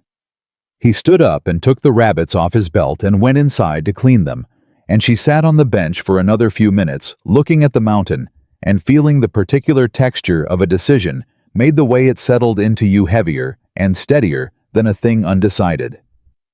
She folded the letter and put it in her pocket and went inside. The days between then and Kraft's arrival were different from the days before, and both of them knew it without saying it. Nothing dramatic changed. They ate together and worked their separate tasks, and talked in the evenings and were quiet in the evenings. But something had been said that couldn't be unsaid, and it sat in the cabin with them like a third presence, not uncomfortable, just real in the way that true things were real, taking up the space they deserved. On the 16th day, she walked the full perimeter of the cabin and back without stopping, and her hip was at about 3/4 of what it had been before the fall. She didn't tell him until she'd done it twice. Your hip, he said, looking at how she was moving. Better, she said. How much? Enough, she said. He looked at her steadily. Claire. It's not all the way right yet, she said. But it's better. I can do more. He started to say something cautious, and she held up one hand. Don't, she said. Don't tell me to be careful with myself. I've been careful for 2 weeks. I'm allowed to get better. He closed his mouth. He picked up his coffee cup. He set it down. All right, he said. She had started doing more. She went with him to check the shorter sections of the trap line, walking the cleared trail behind him, and he set his pace to hers without commenting on it, which she appreciated more than any accommodation she could have asked for directly.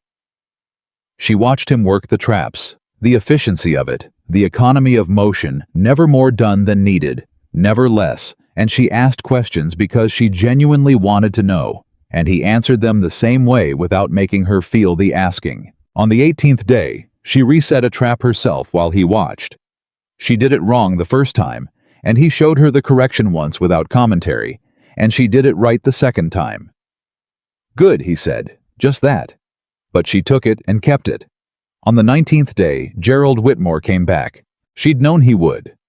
She'd told Mercer he would that first afternoon after the confrontation on the porch. But knowing a thing was coming and feeling it arrive were different, and when she heard the hoofbeats on the trail, she felt the old contraction in her chest, the old instinct to make herself smaller, and she pressed both hands flat on the table and breathed through it.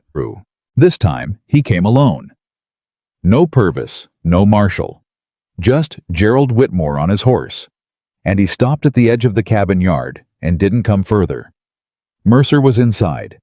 He heard the horse and came to the door and looked at Claire. I've got it, she said. He looked at her for a moment. Then he stepped back from the door. He didn't go far. She heard him settle into the chair just inside, but he gave her the porch. She walked out and stood at the top of the steps and looked at her father. He looked older. She hadn't expected that it had been less than 3 weeks, but he looked older in a way that had nothing to do with time. His coat was not the good one. He wasn't sitting the horse the way he had before the practiced authority of it. He was sitting it the way a tired man sat a horse at the end of a long day, and the day had been longer than usual. I know about the land claim, she said, before he could speak, before he could set the frame of it. Kraft found the prior filing. You didn't have a claim. Gerald's face moved. She'd expected denial, or the measured voice, or the authority. What she got was something that looked almost like relief, the expression of a man who'd been carrying a particular weight and had just been told he didn't have to pretend anymore. I didn't know, he said. When we left Kansas, I didn't know. When did you find out? She said. He was quiet. Papa, she said. When? Outside of Denver, he said. We stopped for supplies, and a man at the trading post knew the land, knew the consortium. He told me. He stopped. He looked at the horse's mane. I thought if we got there fast enough, established presence, maybe... He stopped again. I was wrong. Yes, she said. You were. He looked up at her. And something she'd never seen before was on his face. Not the almost contempt, not the measured authority, not even the fear from before. Something much older and much worse. Something that looked like a man seeing the full extent of what he'd done for the first time. I left you on that trail, he said, like he was hearing the words for the first time by saying them. I left my own daughter. Yes, she said. You did. I thought you'd walk back down to the main road. I thought someone would. You knew the condition my hip was in, she said. You knew I couldn't walk 12 miles. You knew. He said nothing. His jaw worked. Say it, she said. Claire, say what you did, she said. Out loud. Not to me, to yourself. You've never said it out loud, have you? You've been telling everyone I wandered off. You've been building a whole paper case to say I'm not in my right mind. But you've never actually said the true thing. The mountain was very quiet around them. I left you, Gerald Whitmore said. His voice came out rough and stripped down. Nothing measured about it. I left you on the trail, and I didn't go back, and I told myself it was... He stopped. There's no way to finish that sentence. No, she said. There isn't. She stood on the porch step and looked at him. This man who had been the shape of home for 22 years, who had taught her to count and to read, and who had looked at her bad hip with something too close to contempt for too many years, and who had turned a wagon north on a Colorado mountain trail and not stopped, and she felt things she didn't have clean names for. She expected the anger to be the biggest thing. It wasn't. The biggest thing was something that might have been grief, or might have been the exhaustion of carrying a door that had never quite closed. I'm not coming with you, she said. That's finished. I know, he said quietly. And the incompetency claim needs to stop, she said. Kraft is coming in 2 days. You'll have a chance to do this without it going in front of a magistrate. I'd suggest you take it. He looked at her for a long moment. And your mother, he said. She wrote to you. She did, Claire said. She wants... He stopped. She would like to know you're safe. She knows I'm safe, Claire said. Kraft will write to her. I'll have him include a note. She paused. But that's between me and her. That's not your business anymore. He sat very still on the horse. He was not a small man. He'd always been physically imposing part of the authority of him. But he looked small now somehow. Not in body. In the other way. In the way that mattered. I'm sorry, he said. She looked at him. She waited to feel something large happen when he said it, some door swinging open, some weight lifting. It didn't. The word sat in the mountain air and was exactly what it was, true and too small and real. I know, she said. And she did. She could see that he was. It didn't change what he'd done. It didn't make her want to go anywhere with him. But she could hold both things, his sorrow and her refusal, without one canceling the other. And that felt like something she'd grown into in the last 3 weeks, that particular capacity. You should go, she said. Go to Kraft when he arrives. Make it right the legal way. Take care of Mama. Gerald looked at the cabin door where Mercer was sitting just inside, quietly present. Is he good to you? He said. Yes, she said, without hesitation. Gerald nodded once. He pulled the horse around. He rode down the trail, and this time she watched him go all the way until the trail curved and took him out of sight, and she felt something settle in her. Not peace exactly, but the beginning of it. The ground floor of it. She turned around and went inside. Mercer was in the chair, his hands around a coffee cup, his face carefully neutral. He looked at her. Well, he said. He admitted it, she said. Out loud. Something moved in Mercer's face. Good, he said. He's going to stop the claim, she said. I think he will when Kraft arrives. And she sat down. She looked at the table, at the 2 cups sitting on it, at the familiar ordered space of the cabin that had become, without her noticing the exact moment it happened, something she thought of as hers too. And nothing, she said. It's done. He looked at her steadily. Are you all right? She considered this honestly.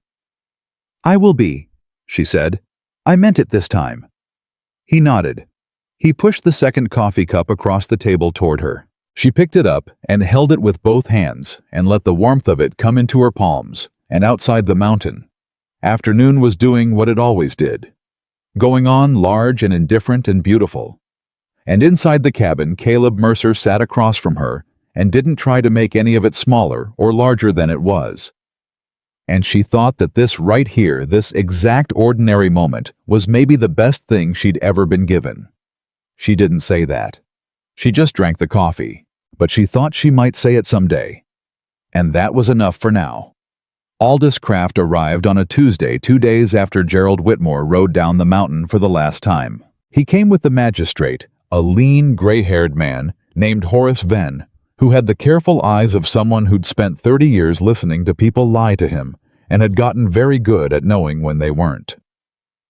Kraft himself was younger than Claire had expected, maybe 40, with an honest face and Anna's same dark coloring, and when he shook Mercer's hand on the porch, he held it a beat longer than necessary and looked at him with an expression that said more than either of them put into words. Caleb, he said. Aldous, Mercer said. That was all. But Claire watched it happen and understood that something had been acknowledged between them, some long gap, some old grief, some complicated love that survived absence, the way certain things survived hard winters, not unchanged, but still alive. They sat at the table, all 4 of them, and Kraft laid his papers out with the efficiency of a man who'd done this many times in many difficult places and had learned to move through the difficulty without adding to it. He went through the incompetency filing first. He'd already spoken to Gerald, he said. Gerald had signed a withdrawal of the claim the previous evening in Holt Creek, witnessed by Marshal Briggs and 2 others. Claire sat very still. He signed it, she said. Voluntarily, Kraft said. And completely. He looked at her steadily. He also signed a separate statement attesting that you were left on the trail deliberately and that the account of you wandering was false. That statement is now part of the territorial record. The room was quiet. He didn't have to do that, she said. No, Kraft said. He didn't. She looked at the table. She thought about her father on the horse looking small in the way that mattered. She thought about, I left you said out loud, stripped of everything that usually dressed his words. All right, she said. What else? What else was the land claim? Kraft walked them through it with the same careful efficiency, the prior filing the Denver Consortium, the invalidity of Gerald's claim. He'd already been in contact with the consortium, he said. They were aware of Gerald's presence on the trail and had no interest in pursuing action against a family who'd arrived in good faith on bad information. They wanted only the formal acknowledgement that their claim was prior, which was already in the territorial record. So my father has nothing, Claire said. He has whatever he can build on land he can legitimately claim elsewhere, Kraft said. There's available land further north. Harder country, less developed. But land. She nodded slowly. She thought about Thomas and Vera, about her mother folding her hands in her lap, about a map on a Kansas table and a voice saying a new life like it was already done. And me, she said. Legally, where do I stand? Kraft looked at her.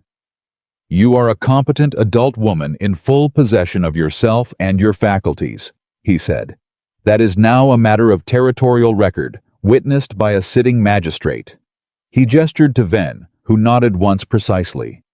You are under no legal obligation to your father or to anyone else. You are free to live where you choose, work where you choose, and make whatever arrangements you see fit. She held that, the full weight of it. Free to live where she chose.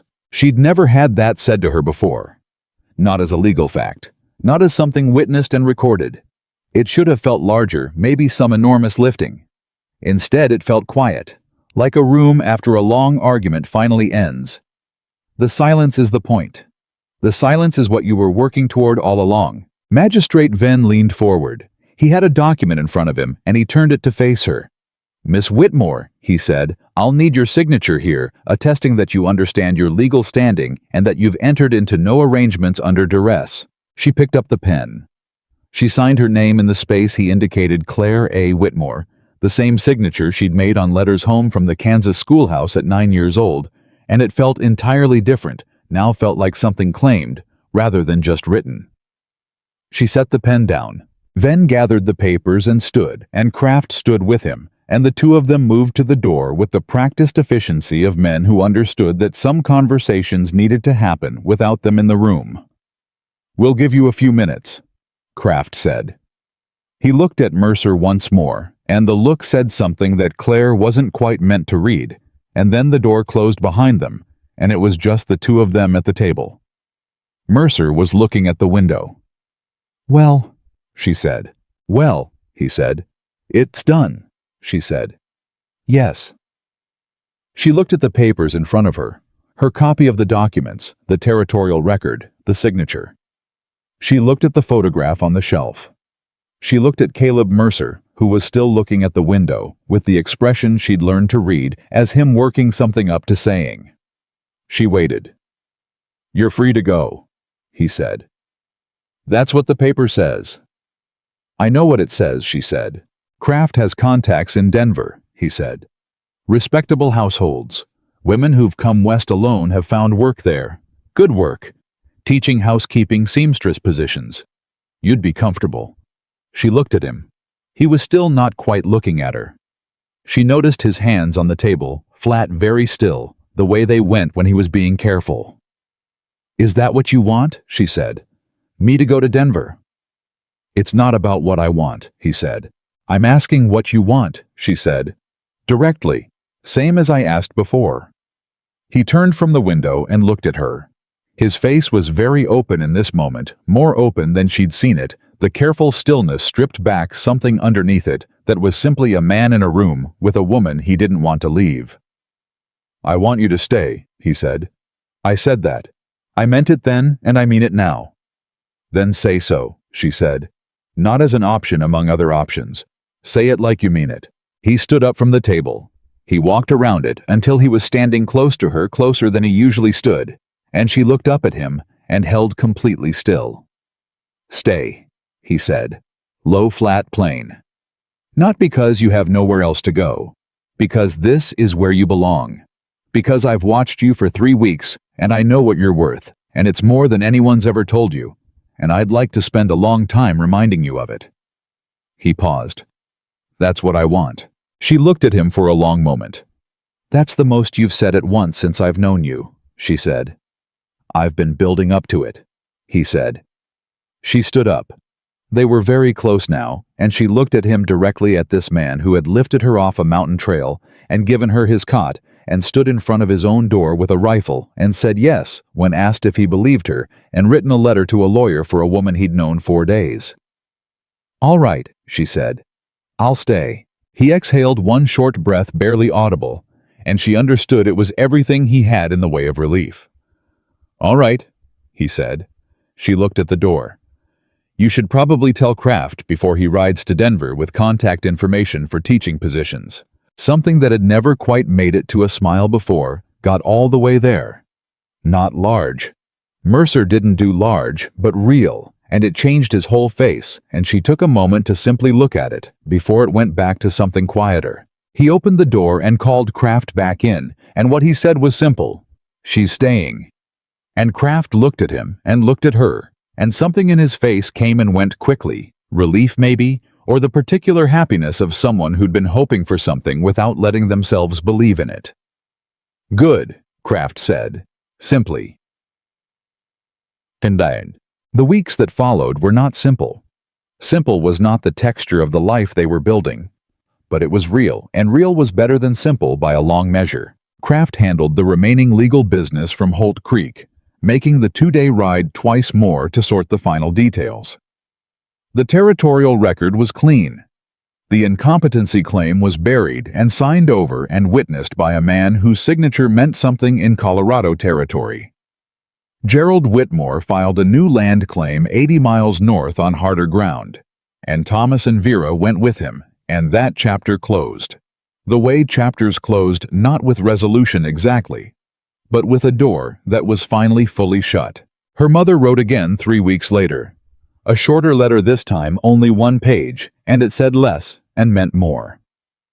Margaret Whitmore was not coming north with Gerald.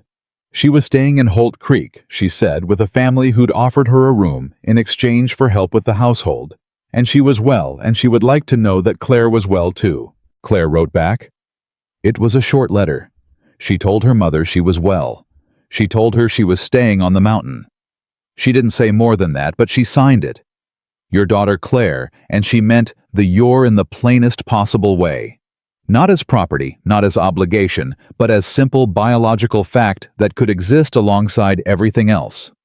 The way most true things existed alongside each other in real life, complicated and unresolved and present. She left the letter with Mercer to take to Holt Creek on his next supply run, and she didn't think about it again for a while because there were other things to think about.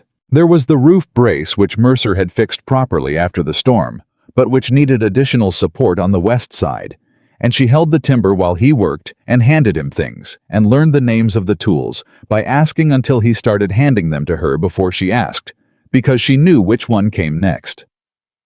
There was the trap line, which she walked the full circuit of, now 3 weeks after Kraft's visit. Her hip at something close to 90%. Not perfect, the Dr. Kraft had brought out from Holt Creek. Said it might never be 100%. But 90 was enough. 90 was more than enough. 90 let her do everything she needed to do, and some things she'd never expected to do. There was the morning Mercer came in from an early check of the upper line and found her writing at the table and didn't say anything, but came to look over her shoulder, and she'd been writing to nobody in particular. Just writing the way you wrote when something needed to come out, and you didn't have another way to move it through you. And he read a few lines without meaning to and straightened up. You write well, he said. I used to, she said. I'd forgotten. He went to the stove. She kept writing. After that, he sometimes asked her to read to him in the evenings from one of the 7 books, and she did. And sometimes she stopped at a passage and said what she thought about it, and sometimes he disagreed and said so plainly. And those were some of the best conversations she'd ever had. 2 people in a firelit cabin at altitude, arguing sincerely about whether a dead man's ideas were right or wrong.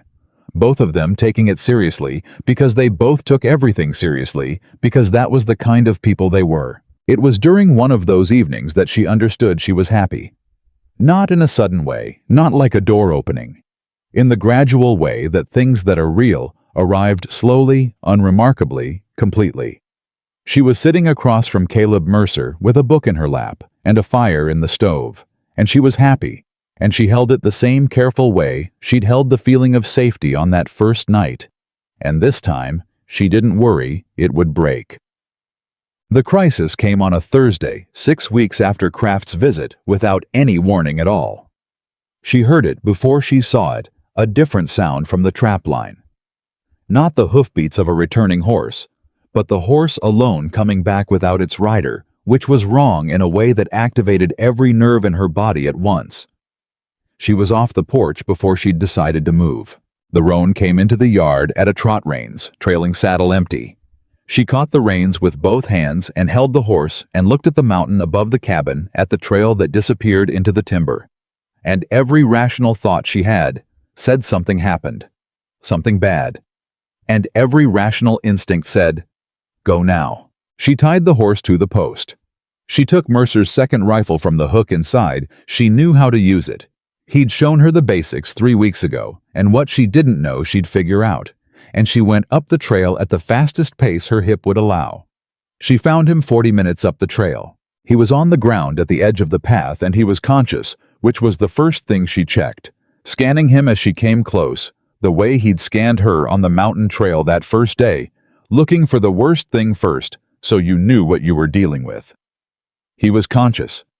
He was holding his left arm against his body. His face was the color of old ash. "I'm here," she said. She was on her knees beside him before she'd finished the sentence. "What happened?" "Trap spring," he said. His voice was tight with the effort of keeping it steady. "The big one on the upper line. Cable snapped. The spring mechanism—" He stopped, breathed. "My arm." She looked at the arm. He was holding it just below the elbow, and the angle of it was wrong in a way that told her the bone was involved. She'd seen a broken arm once before Thomas when they were children falling from the barn loft. This looked worse. "Can you move your fingers?" she said.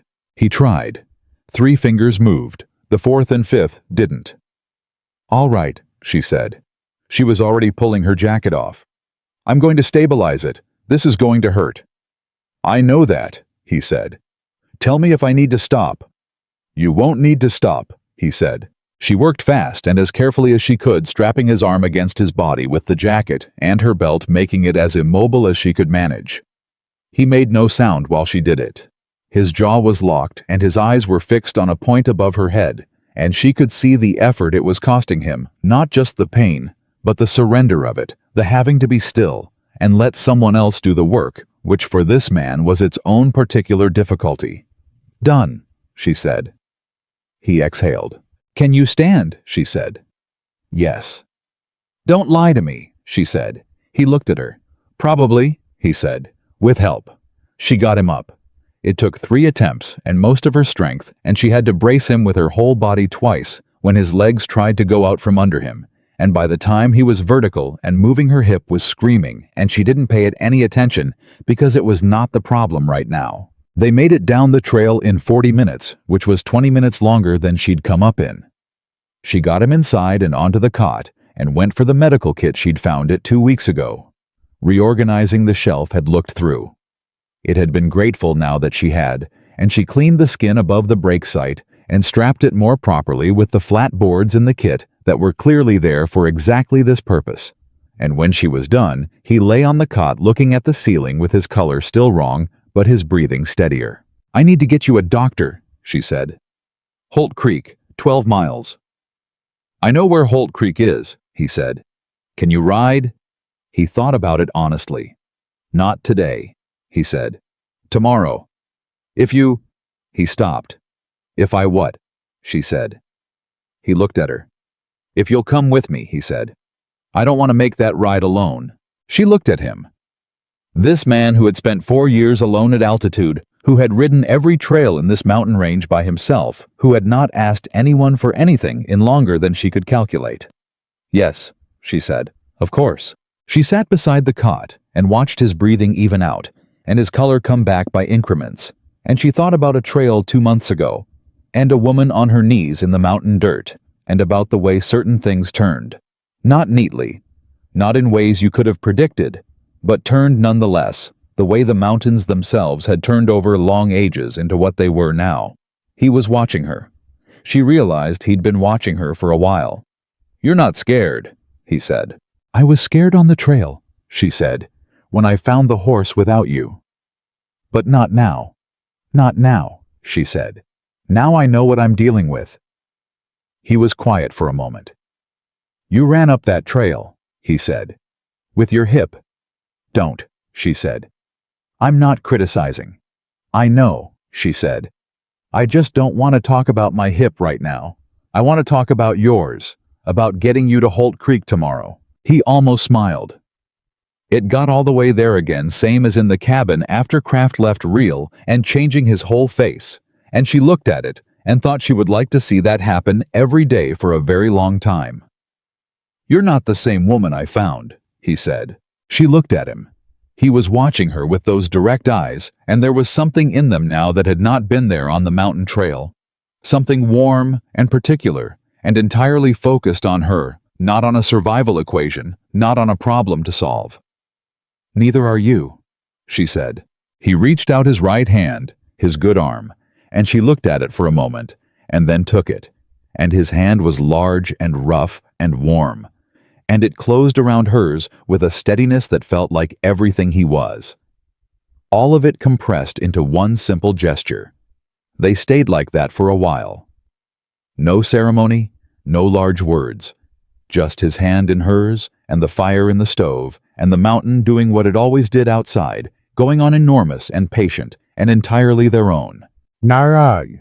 The ride to Holt Creek the next morning was slow and careful, and she rode beside him the entire way, close enough to catch him if his balance went, and he didn't need catching, but the closeness meant something to both of them, and neither of them mentioned it. The doctor in Holt Creek was a solid woman named Eleanor Marsh, who had come west from Philadelphia 12 years prior, and had long since stopped being surprised by the variety of injuries mountain life produced. She looked at Mercer's arm and said, "Clean break could have been much worse," and looked at Claire's splint work and said, "Who did this?" And when Claire said she had Dr. Marsh, looked at her with a different kind of attention. "Where did you learn this?" she said. "From looking at the kit and thinking it through," Claire said. Dr. Marsh looked at her for another moment. "Are you busy?" she said. Claire blinked. "I beg your pardon. I've been needing a second pair of hands for 2 years," Dr. Marsh said. "Someone who can think under pressure and doesn't panic at the sight of injury. I can teach the rest." She looked at Claire steadily. "Are you busy or aren't you?" Claire looked at Mercer, who was sitting on the examining table with his arm in a proper splint, now looking at her with that open expression she'd come to know, not directing, not deciding for her. Just watching. Waiting. The way he always waited. She looked at Dr. Marsh. She thought about the folding knife and the tin of matches and the woman who had walked 40 minutes on a failing hip because she needed to know what she was dealing with. She thought about what she'd written at the table that morning that she'd forgotten she knew how to write. She thought about being needed not as a convenience, not as a function, but as a specific, irreplaceable person in a specific place. "I live 12 miles up the mountain," she said. "I know where Mercer's cabin is," Dr. Marsh said dryly. "I've been the closest doctor for 4 years. 3 days a week you ride down. The other days, you're back on the mountain. I'll pay you in training and a fair wage." Claire looked at Mercer again. "Don't look at me," he said. "It's your answer." She turned back to Dr. Marsh. 3 days a week," she said, "and I need to be back on the mountain before dark." "Agreed," Dr. Marsh said. Claire nodded. "Then yes," she said. "I'm not busy." Marshal Briggs found them at the doctor's office an hour later.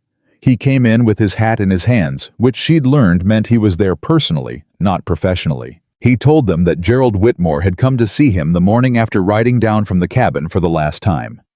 Had come in and sat down and told Briggs the full truth, all of it, the wagon, the trail, the lie about wandering the bought doctor in Denver, the incompetency claim. Had told it without being asked. Briggs had taken a statement. "Why are you telling me this?" Claire said. "Because you deserve to know that it was said," Briggs said. "Officially, on the record." He paused. "Your father is not a good man, Miss Whitmore, but he's not entirely without account for himself in the end. I thought you should know that too." She sat with that for a moment. She thought about what Mercer had said weeks ago. It doesn't change what he did. True. Completely true. And also something. Not enough. But something. "Thank you, Marshal," she said. He put his hat back on and nodded to Mercer and walked out. And the three of them, Claire, Mercer, and the quiet understanding of what had been said, sat for a moment in the examining room before Dr. Marsh came back in and reminded them both that her office was not a sitting room. They rode home in the late afternoon, taking it slow for his arm, and when the cabin came into view above them, on the mountain, Claire felt it the same way she'd felt it that first night on the cot, the feeling of safe but different now. Not the fragile kind, not the kind you held carefully in case it broke. The solid kind. The kind that had been tested and had held. She took the horses to the small shelter at the side of the cabin while Mercer went inside. When she came in, he was standing at the stove with his good arm, managing poorly with one hand, and she came and stood beside him and took the pot without comment, and he stepped back without comment, and they worked in the easy, wordless way they'd developed over weeks, the particular fluency of two people who'd learned each other's rhythms. She put supper on, and he sat at the table, and the fire was going, and the mountain evening came down blue and clean outside the window, and Anna's photograph was on the shelf where it belonged. She thought about what Dr. Marsh had said. She thought about 3 days a week, and riding down the mountain, and learning the names of bones, and what broke them, and how to put them right. She thought about Caleb Mercer, sitting on an examining table, with a broken arm, watching her say yes to something, not directing, not deciding, just watching. She thought about, "You're not nothing." She plated the food and brought it to the table and sat across from him. And he looked at her the way he'd been looking at her for weeks now, the way that had stopped feeling like assessment and started feeling like something else entirely. Something that didn't have a name yet, but was building toward one. "You start Monday," he said. "I know," she said. 3 days a week is a long ride." "I know that too." "You'll need a better horse," he said. "The roan's too slow for the lower trail in bad weather. I'll ask Kraft about the bay gelding he was trying to sell last month." She looked at him. He was looking at his plate, already practical, already planning for the next thing, and the thing after that, the way he planned for weather and trap lines and wood piles, forward-looking steady.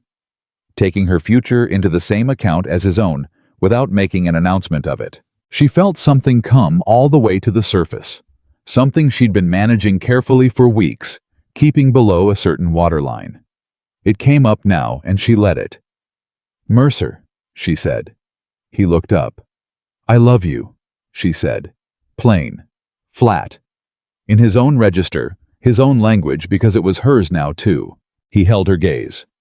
Something moved all the way across his face, every layer of it, from the measuring surface down to whatever lived underneath that warm, careful, compressed thing she'd been catching glimpses of for 2 months.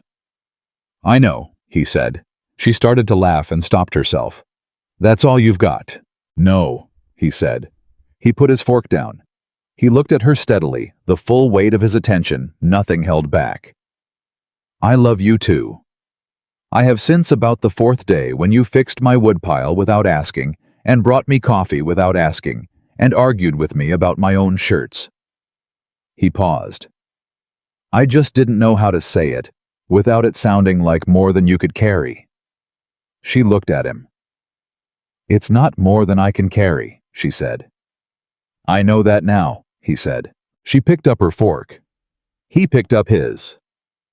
They ate supper in the firelit cabin on the side of the Rocky Mountain, and the stars came out clean above the ridge. And the mountain went on being what it was, vast and old, and entirely indifferent. And inside the cabin, 2 people sat across a plain table, and were exactly enough for each other, which was the whole of it, which was everything. She'd been left on a mountain trail in July by people who'd decided she wasn't worth the trouble, and she'd walked until she couldn't. And she'd been found by a man who looked at her and saw the math and made a decision, and the decision had been the right one. Not because it had been easy, or because it had been without cost, or because the world had rearranged itself into something fair. The world had not done that. The world was still the same hard, tilted, indifferent place it had always been. But she was not the same woman, and he was not the same man. And what they had built in this cabin on this mountain out of necessity and honesty, and 2 people who refused to make themselves smaller than they were, that was real, and it was theirs, and nothing that had come before. It could take a single piece of it away. Claire Whitmore had been abandoned in the wilderness and had chosen with her whole self and both hands open to stay. And she was never for the rest of her long life on that mountain anything less than exactly where she belonged.